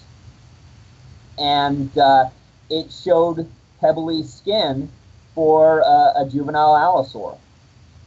And I'm still trying to track down exactly where that specimen ended up. I know it's got, it was accessioned in the University of Utah's collection, but the skeleton ended up in Wyoming. Oh, wow.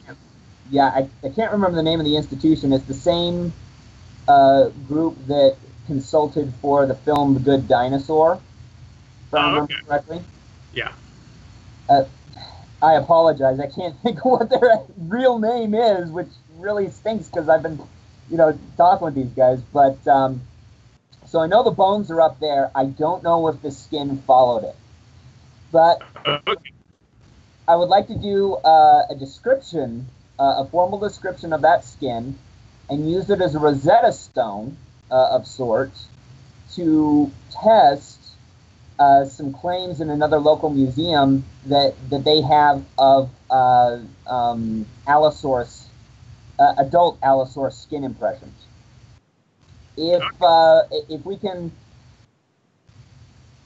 pull that off, and if that works out as a good experiment, then that might help us to identify future Allosaurus skin impressions. Because there is a possibility for that happening.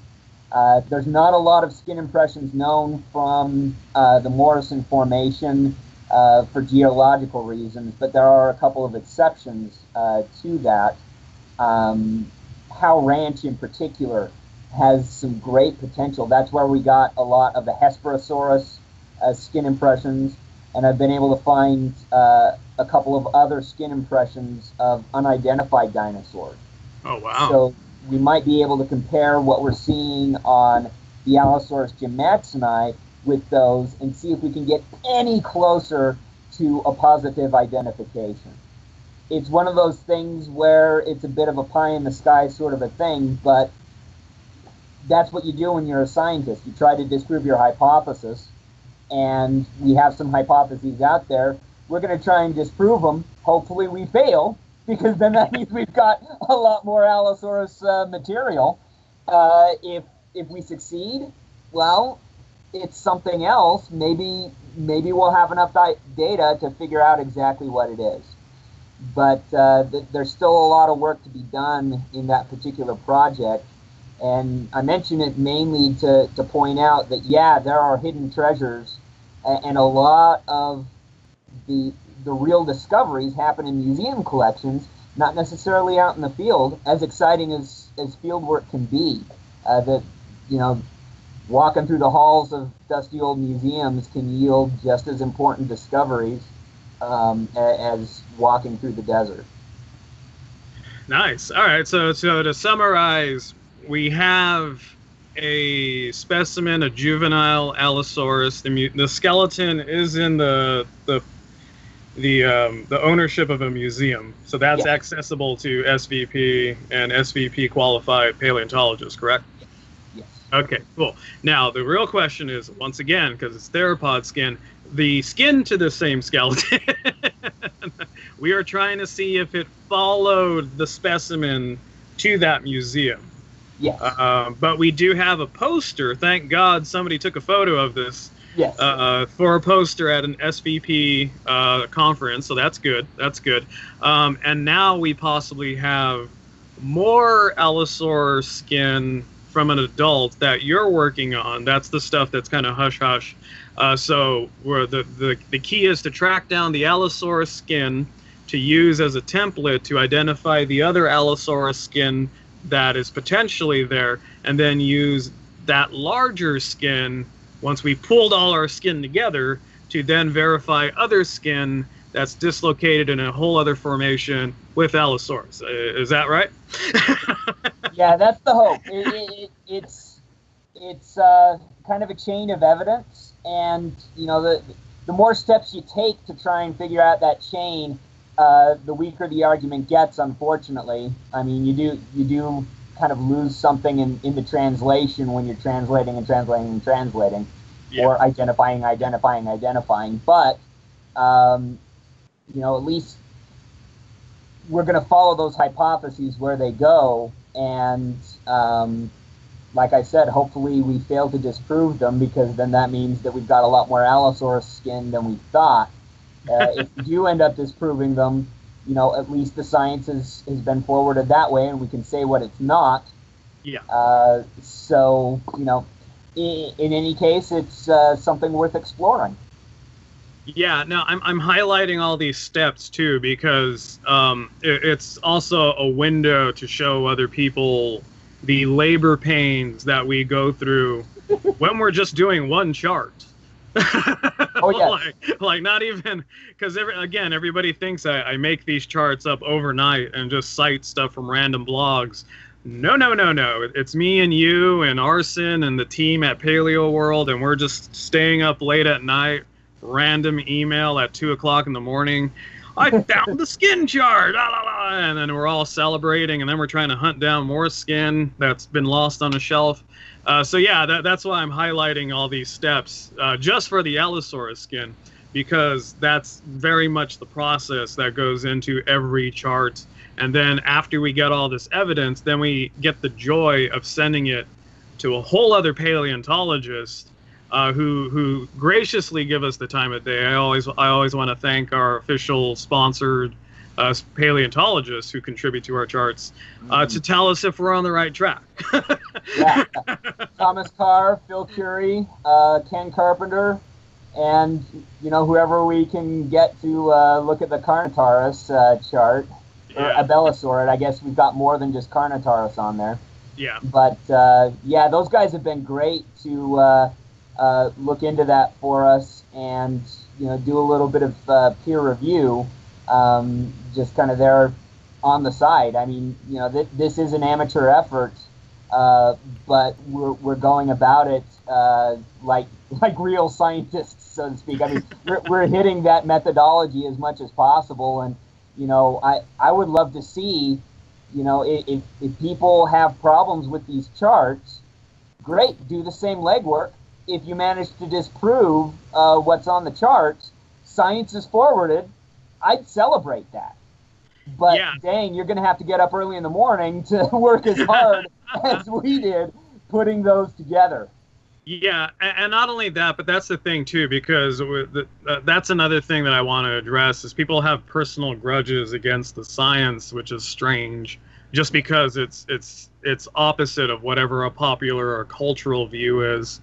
And we're not in that mindset. I even said in the interview that I did with Arson that had feathers or filaments shown up for Tyrannosaurids and the Tyrannosauridae family, I would have included them in the chart. The fact of the matter is they just don't exist for more than one Tyrannosaur species. But here's the thing: if we found those filaments, me, you, Arson, none of us would be boo-hooing over it, because the science is being forwarded, because we're learning more about the animals, and that's the key difference.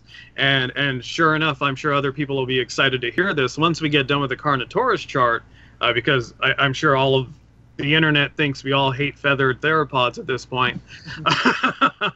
My next chart, ladies and gentlemen, with Jeffrey and Arson and the Paleo World crew and Jason and all the other paleontologists out there, will be on a feathered dinosaur. So we're going to have our first feathered dinosaur chart coming at you as soon as we finally get this Carnotaurus chart signed, sealed, and delivered. Isn't that right, Jeffrey? Yeah, absolutely. Absolutely. I also wanted to say it's a good thing that Josh has actually remembered about Jason. Speaking of whom, briefly just wanted to give a shout out to Jason, because He will be joining me on the channel very soon, actually, in a few days. So we'll have a good interview. To give you a brief a preview, Jason is mostly... how do you say that? Like, you know, some paleontologists, they work in the field more. Jason spend a lot more time, dissecting whatever the pronunciation of that word is in the laboratory. So he spent a lot of time actually studying, the specimens and also comparing certain features to like the real animals. So, for example, he dissected a lot of emus. Probably done quite a number of observations on crocodilians and other modern animals, and uses that a lot to basically just record the observations and see what sort of things we are finding, if there are any patterns to establish. So, and the good news is as well that he's I don't know how long it's been already, but he's got his PhD, and yeah, and he's also those of you who may have seen me citing it, citing as in like just giving you the links to simply read his views on it. It doesn't mean it's a citation because it's not a paper. It's just, again, it's just his views on it. But he's the author of the Reptilis blog. He does a lot of articles there, and also, he signed off, I believe, Josh, on under every chart that you have produced so far. He has been one of the peer reviewers of your chart material. Yeah. Jeffrey and Jason have been probably the two paleontologists we've been working closest with. And the other all-star paleontologists, which are Carr and Curie and Kenneth, they've been assigned whatever specialty they are in the field. So, like I said, we have Tyrannosaur experts reviewing our Tyrannosaur charts. We have Stegosaurus experts reviewing our Stegosaurus charts. We're getting a hold of Carnotaurus and Albiosaurid experts for the Carnotaurus chart. And we'll be, I think I can still go to Curie for the feathered dinosaur,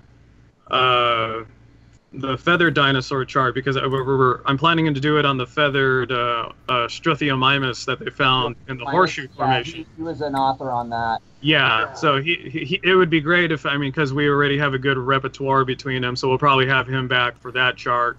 With Jeffrey and Jason and the whole gang. It'll be great. Yep. It's speaking of Struthiomimus, remember the second part of Land Before Time when there were these two Struthiomimus characters when they were singing the egg song? How so I just really want to take the opportunity to do this. The Struthiomimus won't settle for the dregs. Anyway, let's continue. Yes, no, I'm and it's late at night in Britain. It's early morning and it's 222. Oh no, now it's 2:23. So yeah, just barely missed 222 there on the clock. So yeah, just one of the things that I wanted to add as a final note here is that people should not be confused when they think that these charts are, produced out of a bumhole. They are not. That's to summarize everything that's being said. They are not produced out of the anus. They are actually done with a lot of work being put into them, and there's been a very large number of necessary steps that has been done in order to arrive to whatever layouts that we have produced on them. Josh produced, actually. Everyone else chipped in. I'm just talking about them mostly, but well, because that's what I do. I have a channel, so I talk about them. That's my basically role in this group, technically speaking. And plug away, Arson. Plug away. Yeah, I know. I love this. I'm enjoying this right now. You can tell. All of y'all cannot tell because you don't see me on a camera. You can tell because you can see half of my face and my dinosaur collection in the background. I see everything, Arson. That got creepy fast. Oh, don't worry, Jeff. You don't even know creepy yet. But I've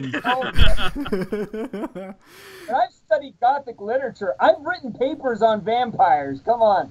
Oh, nice. Oh, cool. Now we're getting. We'll need to do. Now we're getting to the good stuff here. We'll need to do like another session at some point to do papers on vampires, because vampires are awesome too. Well, this channel is about dinosaurs being awesome. So, Jeffrey, do you think that dinosaurs are awesome? Oh, they're hardcore awesome. Okay, then you just answered. Yeah. You just basically gave us the right password so we can continue. So there's not gonna be like a floor opening under your chair that will make you fall into like a dark room of any sort and be like, yeah, you are now my prisoner, boohaha. Oh boy. So yes, are we happy with where we ended up in terms of the skin charts discussion, or have you guys got anything else to add to the points being said already? No, I think we've validated the authenticity of our charts, all of our charts, because I always like to give credit to all of you guys. You guys made these charts possible because it's a group effort, it's a collective effort, and hey, if there's any academics out there that want to be a part of the chart program with us, please contact us. Let us know. You can also because I'm always can post a comment in the under the video. I will be able to make all the necessary arrangements, or you can directly contact these guys in Paleo World Group, because they're members, and Jeffrey is one of the admins as well, along with myself and many other people too. So it's really easy. It's really easy. Even if we end up as ever in like maybe a few years' time becoming big time celebrities, we will always respond if we see that the cause is worthy. Yeah, no, and then just to touch up on that real fast, because when we posted the Stegosaur chart, which was wildly popular, it was one of our most famous charts to date, I actually got in contact with other paleontologists. Like they contacted me to further the research, because they were noting abstracts that they were working on talking about more Stegosaurus skin. So I think right now we have an additional paleontologist that's eager to be a part of the Stegosaurus chart. We're just waiting on his abstract to be peer reviewed, because that's one of our standards. But it highlights that the charts are also always evolving. So yeah, if we do have any paleontologists out there, or even amateur paleontologists out there that have leads on new skin, and you guys need a credit on the charts, hit us up. We're always eager to expand our data set. Awesome sauce. Yeah, I mean, and I think one of the things that particularly from my experience, given that I haven't directly obviously produced any material, because I'm mostly responsible for running the channel and running the group itself, rather than obviously collecting the material and all of that stuff. But one of the things that, as an observer, that I have noted that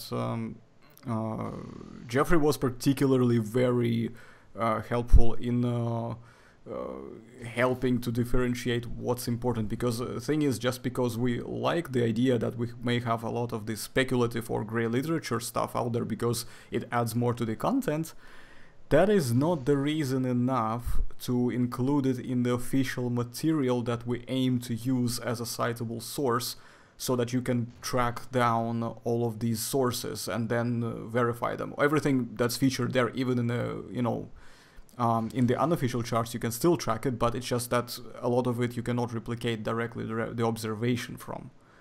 Does that make sense? So what I think we had help from Jeffrey is in initial stages, when we first started developing the first chart, when Josh first decided, you know what guys, how about we produce this? And I believe Jeffrey was among the first people who stepped up and said, yeah, but you gotta take into consideration this and this and this. Like, basically various points were raised, and then eventually others picked up on it, and that's how it basically started off. Josh, correct me if I'm wrong. Oh, I think Jeffrey should correct me if I'm wrong. Jeffrey, what were those points? Because you're here and I can talk to you, so... What were the first like main things, if you can even backtrack it that far, when Josh first came up with the idea of making this chart program, like the very first one when it came up? I remember you were among the first guys who kind of got this is really interesting, but it's also important to note, and whatever, and then you just made very big posts which I can't remember.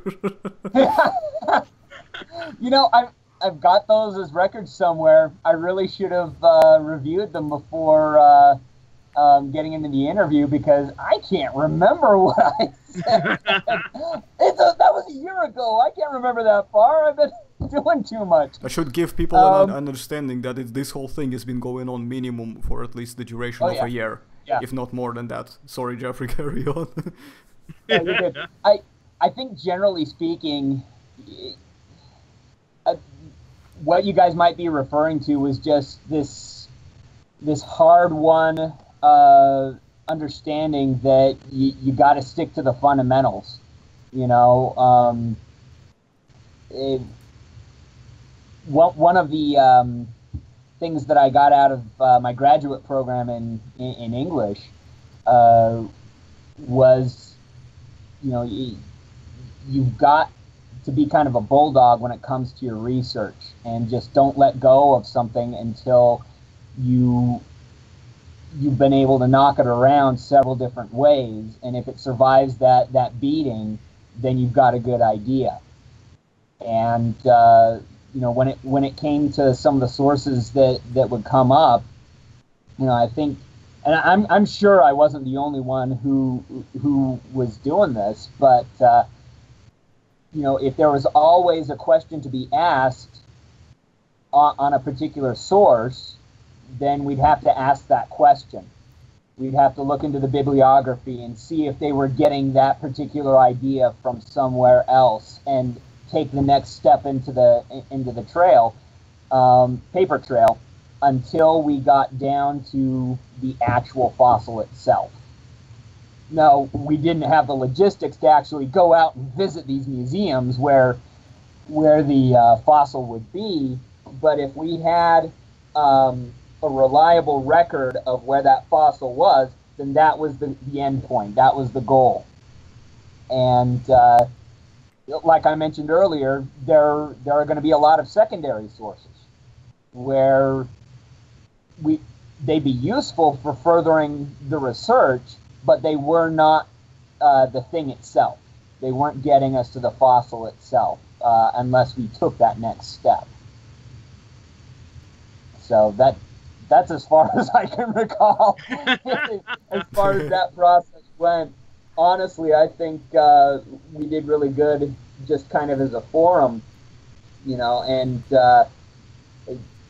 I can think of more than one occasion where you know, I was learning something new from you guys when, you know, especially Jason, he's got just such a sharp mind when it comes to those details, you know, and we kind of watch each other's backs and catch each other on as many unanswered questions as possible. So, yeah, kudos. Pat on the back to everybody. That's a high-fiving a million angels, guys. Not enough of that. Okay, well, I mean, the whole thing was very interesting overall, guys. I mean, just going back and forth about how this whole thing even started, because to be honest, it's very frequently we get caught up in, obviously we think about what we're doing today and in present, but when we start thinking back, we're like, oh my goodness, this has been so long ago, what the hell happened there, how did it all like went down, you know? So that was very cool. And but I think what we can say now, unfortunately, that this session is coming to our logical conclusion.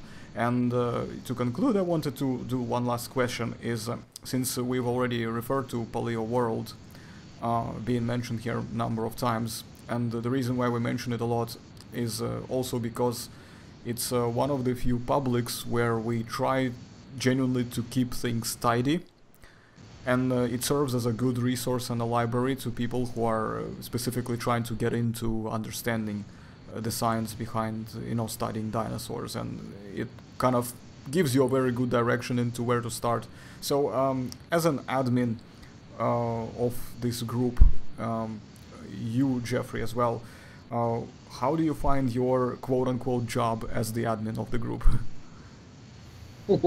I think it's a blast. I I've found Paleo World, the group, to be very helpful in bringing up a lot of the newest paleontology papers and the news that's going on. We work very hard to keep the posts as useful as possible. And we have a lot of secondary sources, but we publish a lot of, and I say publish, we post a lot of the stuff that's been published by the scientific journals. So we're practicing what we preach in that whole, take things down to the primary source and get the information from as pure a source as you possibly can. Cut out the middleman as much as possible. One of the funny things about being an admin there, though, I mean, it's a very laid-back sort of a group. We don't have the drama of a lot of different groups. And there's no other word for it, right? I mean, there's sometimes, you post something and people just run with it. And I'm sure each of us have either left or been kicked out of different groups for simply holding an opinion different from that of the administrators. And I'm sure that there are people out there who would try to disagree, but honestly, the people that I know that have parted ways with Paleo World have done so despite our best efforts to talk with them. And those have been interesting experiences. And in cases where we've had to part ways, I wish those folk the best, but we'll miss you. But at the same time, we got to stick to our guns. And well, maybe that's not the best phrase because we're not using guns. But that we know of, Jeffrey. Yeah. More like stick to the principles. I mean, we've been talking in this interview about keeping to the fundamentals. That's one of the things that we're trying to do with that in a public forum. And sad to say, it's kind of gotten us a reputation. I haven't heard too much about this in other forums, but there have been a few instances where I've come across people who have said Paleo World, the Facebook group Paleo World is this horrible place where you're not going to learn anything about science because X, Y, or Z. And oftentimes it's people who either haven't been on Paleo World themselves or have been going in different circles where most of the people haven't experienced what we do there. So it's been interesting to have that kind of notoriety and have people say that you're horrible when you're just trying to teach science. It's a very typical behavior of I hate labeling people as groups personally. I'm all about the individuals rather than the collective thinking, because I'm anti-collective thinking kind of guy mostly. But I just can't help it saying keyboard warriors from DeviantArt. That's how I would probably call them, mostly. These are the ones that I seem to observe the most patterns, and I think that's exactly what was one of the incidents that we've had. Is like the funny thing is, I very rarely use it as such. Jeffrey hardly ever uses it at all. Josh just cannot even stomach it for many reasons. And the way it happened, I remember, was an incident. I'm not going to get into details, but the point was that we just overheard it by accident. Like, I stumbled upon someone, then that someone told me something, like, you should go check out this and this. So I went there and I'm like, what is going on here? And I'm like, hey Jeff, oh, look over here, what's going on? And then he's like, oh no, let me catch let me catch 2 of my daughters doing that kind of idiocracy. I'm on it. Hang on a second. You know, like, that's basically kind of Jeffrey's response. And so, yeah, well, I mean... I think you kind of elaborated there a little bit more. I think I just growled and then started typing. Let my fingers do the talking there. Yeah, I mean, I guess the main point of it, because you know, you don't want to validate the drama by talking about the drama in one case either. But I mean, honestly, because I don't even partake in any of it anymore, because I feel like with our own private research projects, we've kind of risen above the keyboard warrior nonsense, because we're doing work with abstracts, and we're doing work with SVP conferences, and we're doing work with people who have PhDs in paleontology. So they kind of elevated our overall means in terms of like debate and addressing subject matter. And the people that I've seen leave, we've actually never really ganged up on any of these people. I haven't even done it actively. I've always been after the fact, because I'm late at night trying to look at papers on theropod integument. But I've looked over the conversations, and they're all very civil, way more civil than any number of us have been treated in way more radical, very loosey-goosey groups. And I think for the most part, it's just people hear something they don't want to address as scientific fact, and they're just rage quitting. It's kind of this new age fad with not the millennials, but the next generation after the millennials, where it's like, you know, if it's online and I don't want to address it as real, I can just rage quit and quit the group, and you know, that in my cyber world makes it not real anymore. And that's just not how the science works. So like, just because you disagree with it and you block it off the internet, that doesn't make it cease to exist. Pretty much. Yeah. Yeah. Well, and you know, this is one reason why I kind of keep my feet in some of the other forums, even though occasionally you get a slap in the face from people who, like, because of the nature of the internet, like, they're telling you about you as if you weren't you. Does that make any sense? Oh yeah, no, like talking behind your back to your face. Yeah, I've been confused with someone else completely different. They were talking about the Tyrannosaur chart, and they were talking about me, but under someone else's name, and I was like, and I had to finally step in, like, guys, I'm not this dude. That's not even my name. Like, but it's because they've heard it from some other guy who just wanted to cry me a river on the internet and on Tinder or one of these sites. I don't know. Like, it's just been this issue of quality control and collateral damage control. And it's been entertaining, but like we've all talked about, because we don't focus on the drama, we are able to further our own projects and our own research. And because we've upped the quality of our own research and how we present ourselves online, we're able to talk with academics that don't mind being associated with us, because we're holding ourselves to that professional standard. Mm-hmm. Well, Josh, did you just basically try to hint on wanting me to do a Justin Timberlake impression with the whole Crimea River thing, or was that accident? Oh no, that was pure accident. If you want to play that sound trick, fine by me. Well, I don't know. Maybe some other time, because I don't think the viewers are ready to hear me do a Justin Timberlake impression just yet. They've heard me doing the Eggs song from Land Before Time too a little bit, but I don't think they're ready for my Justin Timberlake just yet.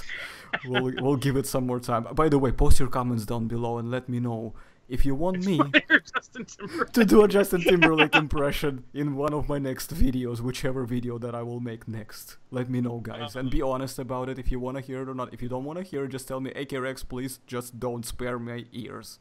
Right, so... Writing the note now. Yeah, the drama point I agree with. The only thing is, of course, being that I run a YouTube channel, I sometimes have to deal with some of the drama, and some of it I ignore completely. Some of it I feel like I should address because just shows some important examples of where things can go wrong. And a lot of times when I address it, I also find the situations when people don't get it right, as in like they don't hear it right. Like, you get asked a very meaningful question, all you have to do is answer it, or just say, I do not know. This is also the right answer. I don't know is a valid answer. And that's better than saying that I know it because this and this, but all you do, you just make yourself look like a little bit of a dipshit, technically speaking. To be honest with you, because I'm sorry, censor, yeah. But you said crap before, Josh. You did that just after you censored that. Yeah, so yeah. That's different from dippity doo. Come on. Okay. Yeah, thank you. Dippity doo. Okay, dippity doo it is. Flanders. Dippity doo coprolites, basically. And, Dippity. but yeah, you know what I'm saying though. Like, it's you don't want to be making yourself to be this guy who just simply cannot answer the question, and instead of just saying I don't know, or saying yeah, for example, yeah, like, you got a point, we can go back to this later or whatever, or like whatever, man, something like that. I mean, it's a perfectly okay situation. Just because you're in an argument doesn't mean that you have to have the last word, specifically in a sense that, oh, I said something, so therefore I'm right. No, it don't always mean like that. Just because you said something don't mean it right. We already had a whole freaking interview session for 2 hours and 11 minutes and 11 seconds now, as well as we speak, of this recording, trying to explain why that's not the case, technically speaking. And we have Guy here who's got a master's in English and literature, who basically can confirm pretty much everything I said because I don't pull it out of my bottom. Ah, there you go. No, and you touched up on a good point. Because again, I'm transparent with my credentials in paleontology. But you're right. It's absolutely fine to say I don't know. And I've said I don't know on plenty of subjects, and I've actually pursued the people who are citing themselves as an authority to cite papers and material, because I'm actually eager to learn the material. And I think that's a good attitude going forward. It's like, if you don't know a subject, that's okay. Nobody's a world authority on the world. It's okay to ask questions. It's okay to admit you just don't know, a subject. If you guys are in any way old school, I'm personally an old school hip hop fan, and I will quote you. And I'm a big sucker for Tupac Shakur, actually, and Michael Jackson. So one of my favorite lines from Tupac Shakur's song, it's from Me Against the World album, the song titled "It Ain't Easy," and he quotes, actually no, that's actually from the same titled song. It's called Me Against the World, basically same as the album. Yeah, I remember now. He may have used it more than once though, so I might be actually getting both of them right, but he definitely used it in this song. It says, "Even a genius asks questions." Yes. That's good. I'm glad we got the citation on that right, Arson. Yep. So if there are any geniuses out there, guys, it's also okay for you to ask questions, even if you are a genius of the world. That's the whole point.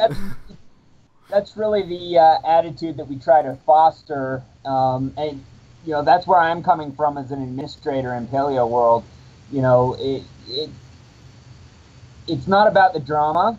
It's not about being an authority.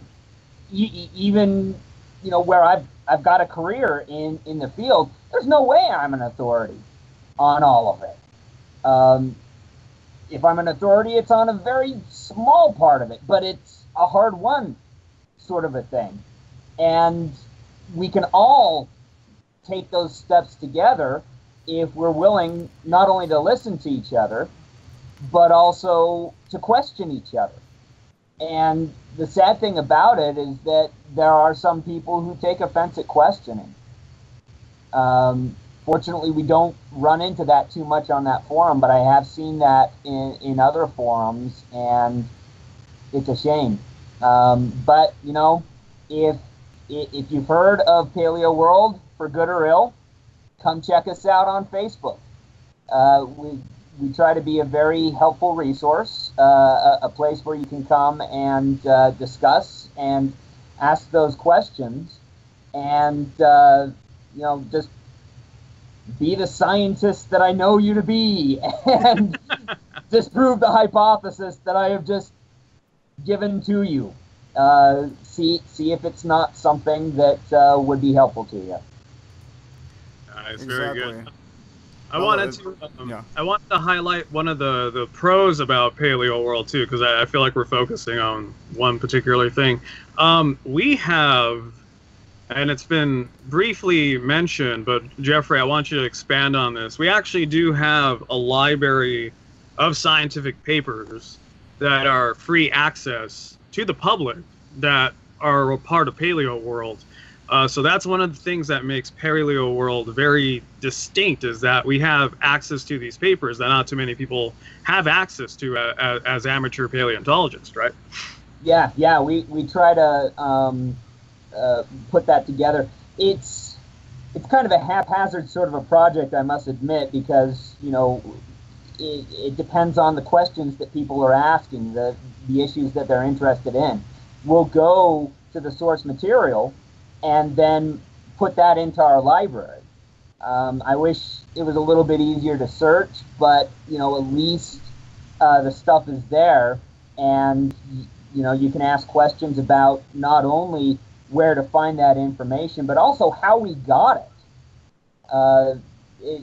Those are contributions from members of the group, and they can tell you right where they got it from, how they got it, and that can be a great way of learning how to research paleontology on the internet, or really any other topic. Yeah, no, it's really cool, because I've noticed on Paleo World that if someone asks us a question about an abstract, there's like a small army of us that actually hunt for that abstract, and then it's there open for anybody to look up after the fact, which is one of the cool you don't see that kind of like academia, camaraderie, and hardly any of the other forums that I've been to just passing by. I've always had to pay for an abstract or look overnight for an abstract, and then when I was plugged into Paleo World, part of the reason why we got our skin charts done relatively fast in comparison to other projects is because we had a small army of people just looking up all these abstracts. Yeah, and that I think I probably said it before, but I'm going to say it again anyway because it's on my mind. But when it comes to science, we really should be all on the same team. It sometimes looks like we aren't. Sometimes we'll let our emotions carry us away from that. We have our own bone wars, just like Martian Coke did. But at the end of the day, ultimately, we're all looking for the truth of how the world works. And I think a forum like Paleo World or any other internet forum, if it's going to be true to the spirit of science, it's going to be that exact camaraderie that you're describing, Josh. Is somebody has a question, you got a small army of people, wanting to answer that, and if those people disagree, and we end up with something that even looks like a fight. Where we are testing each other's ideas, so much the better. And at the end of the day, as long as we're not taking offense at being questioned, but giving honest answers and probing the details as far as we can. And like Arson mentioned, when we don't know, we're honest enough to say, hey, I don't know yet, and then take the next step and further our collective knowledge. At the end of the day, that's the goal. That's what's going to get us to a more solid understanding of paleontology and how the world works. So, rah. Nice. And it's not just with scaly Tyrannosaurus either. We've actually pulled our resources for the feathered dinosaurs as well. So guys, if you want to learn about feathered dinosaurs, as well as the scaly dinosaurs. Check out Paleo, right, Jeffrey? Oh yes, yes, and a whole spectrum of other questions as well. We've got some very bright minds on that forum who pose questions that challenge me constantly, and I love it because it forces me to delve deeper into my research, and just makes me a better paleontologist flat out.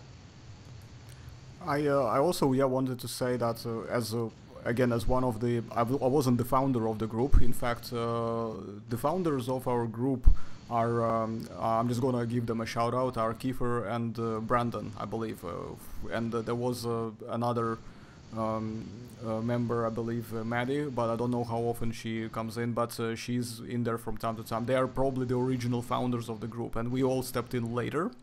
I was invited to be an admin by one of them some time ago, way before, like everyone else, way before we even created this group chat thing going on and started hunting for the materials and all of that stuff. That's like way before all of this started happening. That's when I was still rage debating rather than trying to be more rational. Like, those were my rage debating days as well, when I was going all bananas on everything. But yeah, those days are over, and thankfully so as well. I'm so happy they are over because funny enough, fun story. Arson, you and me actually first talked over the subject of scaly tyrannosaurs and feathered and you were actually on Team Feathered Tyrannosaur. I think you were actually open to the idea of feathered tyrannosaurs. I used to be, yes. Which is something I'm sure is going to shock anybody listening to this.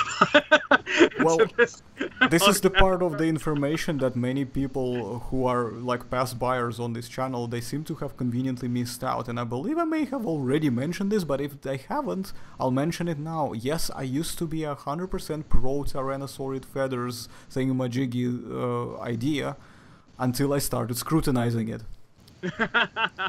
Yeah, because I never tried to scrutinize it. I just went with the whole thing. I just went with it because I thought, oh, apparently that's what's good now. Okay, so yeah, I'll sign up for that. I'll subscribe. And then after that, what happened? I started scrutinizing, and I'm like, wait a minute, something smells of fish here. I'm gonna postpone that subscription for a while. And then I decided, you know what? No. Just no. It don't work. It don't work right. So, no.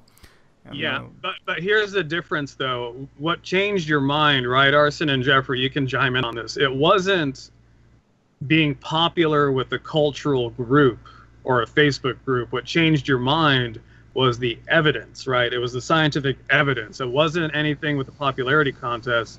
It's because of the research and the papers and the fossil evidence. That's what changed your mind. And that's what's the difference is. It's not a popularity contest.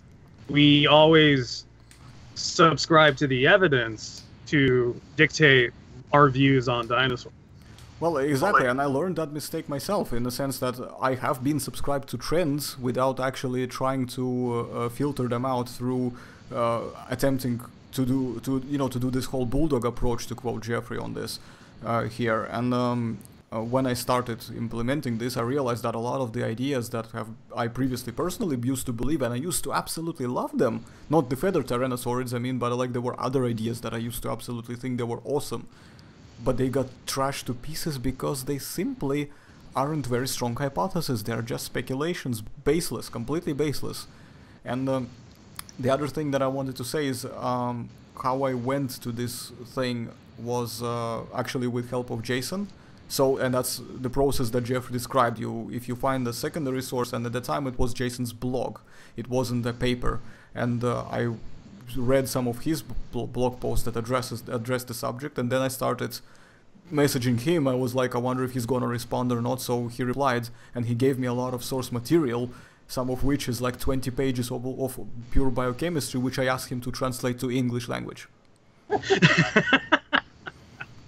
Which has to happen fairly frequently. That's why we need more English majors in the sciences. So it's a process as well, and the reason why I said that is because it illustrates the point that it's not something that you just you just subscribe to an idea because boo-hoo, it's an idea because reasons and because I don't know, it's cool or considered cool by somebody. It's not the case. It's about just changing your approach. If you want to do science, you do science, but for doing science you gotta evidence. And you gotta know how to science. And you gotta know how to science. Yep. Yeah, no, I mean, as someone who's benefited greatly from Paleo World and its resources, I want to thank Jeffrey and you, Arson, for keeping that data set going. You guys are supplying papers and data that would not be accessible to someone outside of academia. There's also an interesting point to make that there were other observations that I've made about how this was structured in maybe a few other groups. I noticed that they do have libraries of their own too, but every time I try to browse there, my head hurts. Wherefore? Am I making my point clear enough, or should I elaborate? I think at this point in time it's probably no use because we're getting to the point where we have to conclude the session. However, it does hurt my head a little bit because I simply fail to understand what is what, and everything is just all over the place, and it's just jabba jabba jabba. Anyway, just maybe a little Mr. T reference here, but yeah, I wanted to thank Josh for helping out. I want to thank Jeffrey for finally coming to my channel because I've been waiting and counting days and hours and seconds before it happened, and when it happened I got so excited that I forgot half of the questions, which is why we're having only 2.5 hour session, not 4 hour session. No, sorry, that should be 5 hours because 2.5, math, whatever. You get the point. So thank you guys both for coming over. It was really awesome to have you. Good discussions. Everybody else who is viewing this right now, who's watching, make sure you type your comments down below and give us your feedback. Let us know maybe if you want us to discuss anything else. We will definitely arrange it again. Let us know, in details, what topics you want us to bring up, what sort of subjects you want us to dig in, and if you have any specific research questions, once again, post your comments below, and if there's going to be enough build-up of material that cannot be answered with a yes or no kind of answer in the comments, then we'll arrange another extra session to do that, and we have a session planned ahead. We haven't agreed on the date and time yet. But as a part 2, we will do drums for some of my viewers who love the good old rant, because we're gonna be ranting about stuff, and there's gonna be 3 of us. We're gonna be 3 of us ranting, and Jeffrey loves to rant. I'm telling you, he's a pro rant, and yeah, this is going to be awesome. I know. So those of you who ask me to rant, you're going to be blown away by Jeffrey's rant, okay? I'm promising you, you won't be disappointed. And it's, guys, the best part is, it's free. Plus, you get a special guest star in Optimus Prime. That's it. That's it, man. That's bravo. There. Well, in this case, let's say our goodbyes. I will say the final ones. So, Josh, you first with your goodbyes, your wishes, recommendations, if you have any. Jeff, follow up afterwards, and then I will just conclude the session at this point. Bye, guys. I referred to Jeffrey's museum. It sounds awesome. You guys should go check it out. I'm going to go check it out next time I'm in Utah. See all the awesome, not only paleontology specimens, but geology specimens. So, Jeffrey, thanks for plugging the museum, giving me one more cool place to stop by. Thanks for letting me plug it. A little bit of free advertising never hurts, right? Well, while I'm at it, as part of my plugging and goodbyes, we're really lucky here in Utah to have just tons of amazing museums, all the way from, I think we're the northernmost dinosaur museum, at least, all the way down to St. George, and tons of places in between and on either side of that corridor.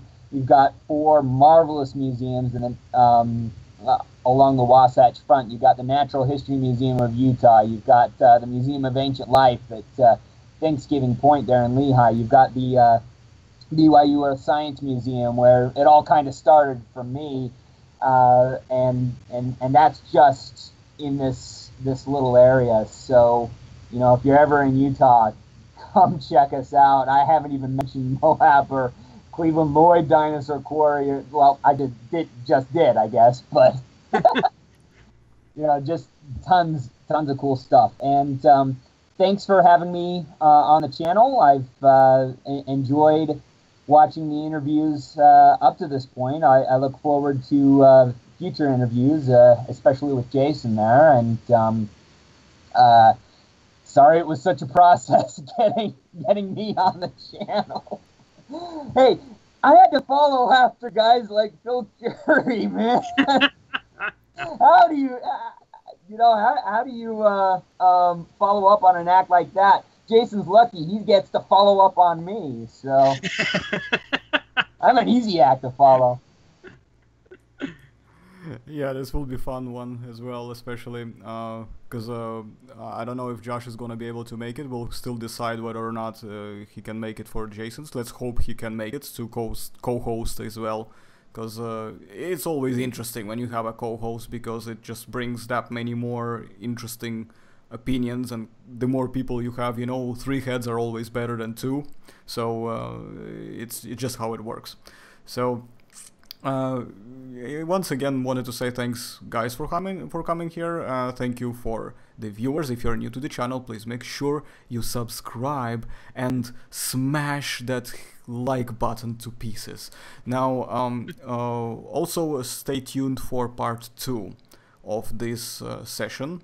I unfortunately cannot predict when exactly it will be out, because editing big sessions like that as a video files is a huge process. It takes a long time to encode and everything, blah blah blah, process, technical stuff. But when it's gonna be out, I promise y'all, you won't be disappointed. So after this video, look forward to our rants, look forward to the interview with Jason, look forward to the videos that will be coming out on my behalf, because I'm planning to perhaps change the subjects a little bit, and because I want to do a bit more rants of my own as well on certain things, just small ones but loud ones. And we will be back, like Arnold Schwarzenegger says, we'll be back. And I wanted to say that I encourage you all to always take an extra step when doing your research. Don't just settle for okay. Do amazing, do superb, do excellent. That's the only thing you should be ever settling for. Don't settle for okay or whatever. Settle for the best, settle for amazing, settle for, you know, great, settle for things that just really, yeah, you get the point. Anyways, thanks so much for watching. I've been AKRex. Come back to the channel and I'll see you later. Bye-bye. Bye-bye. Bye.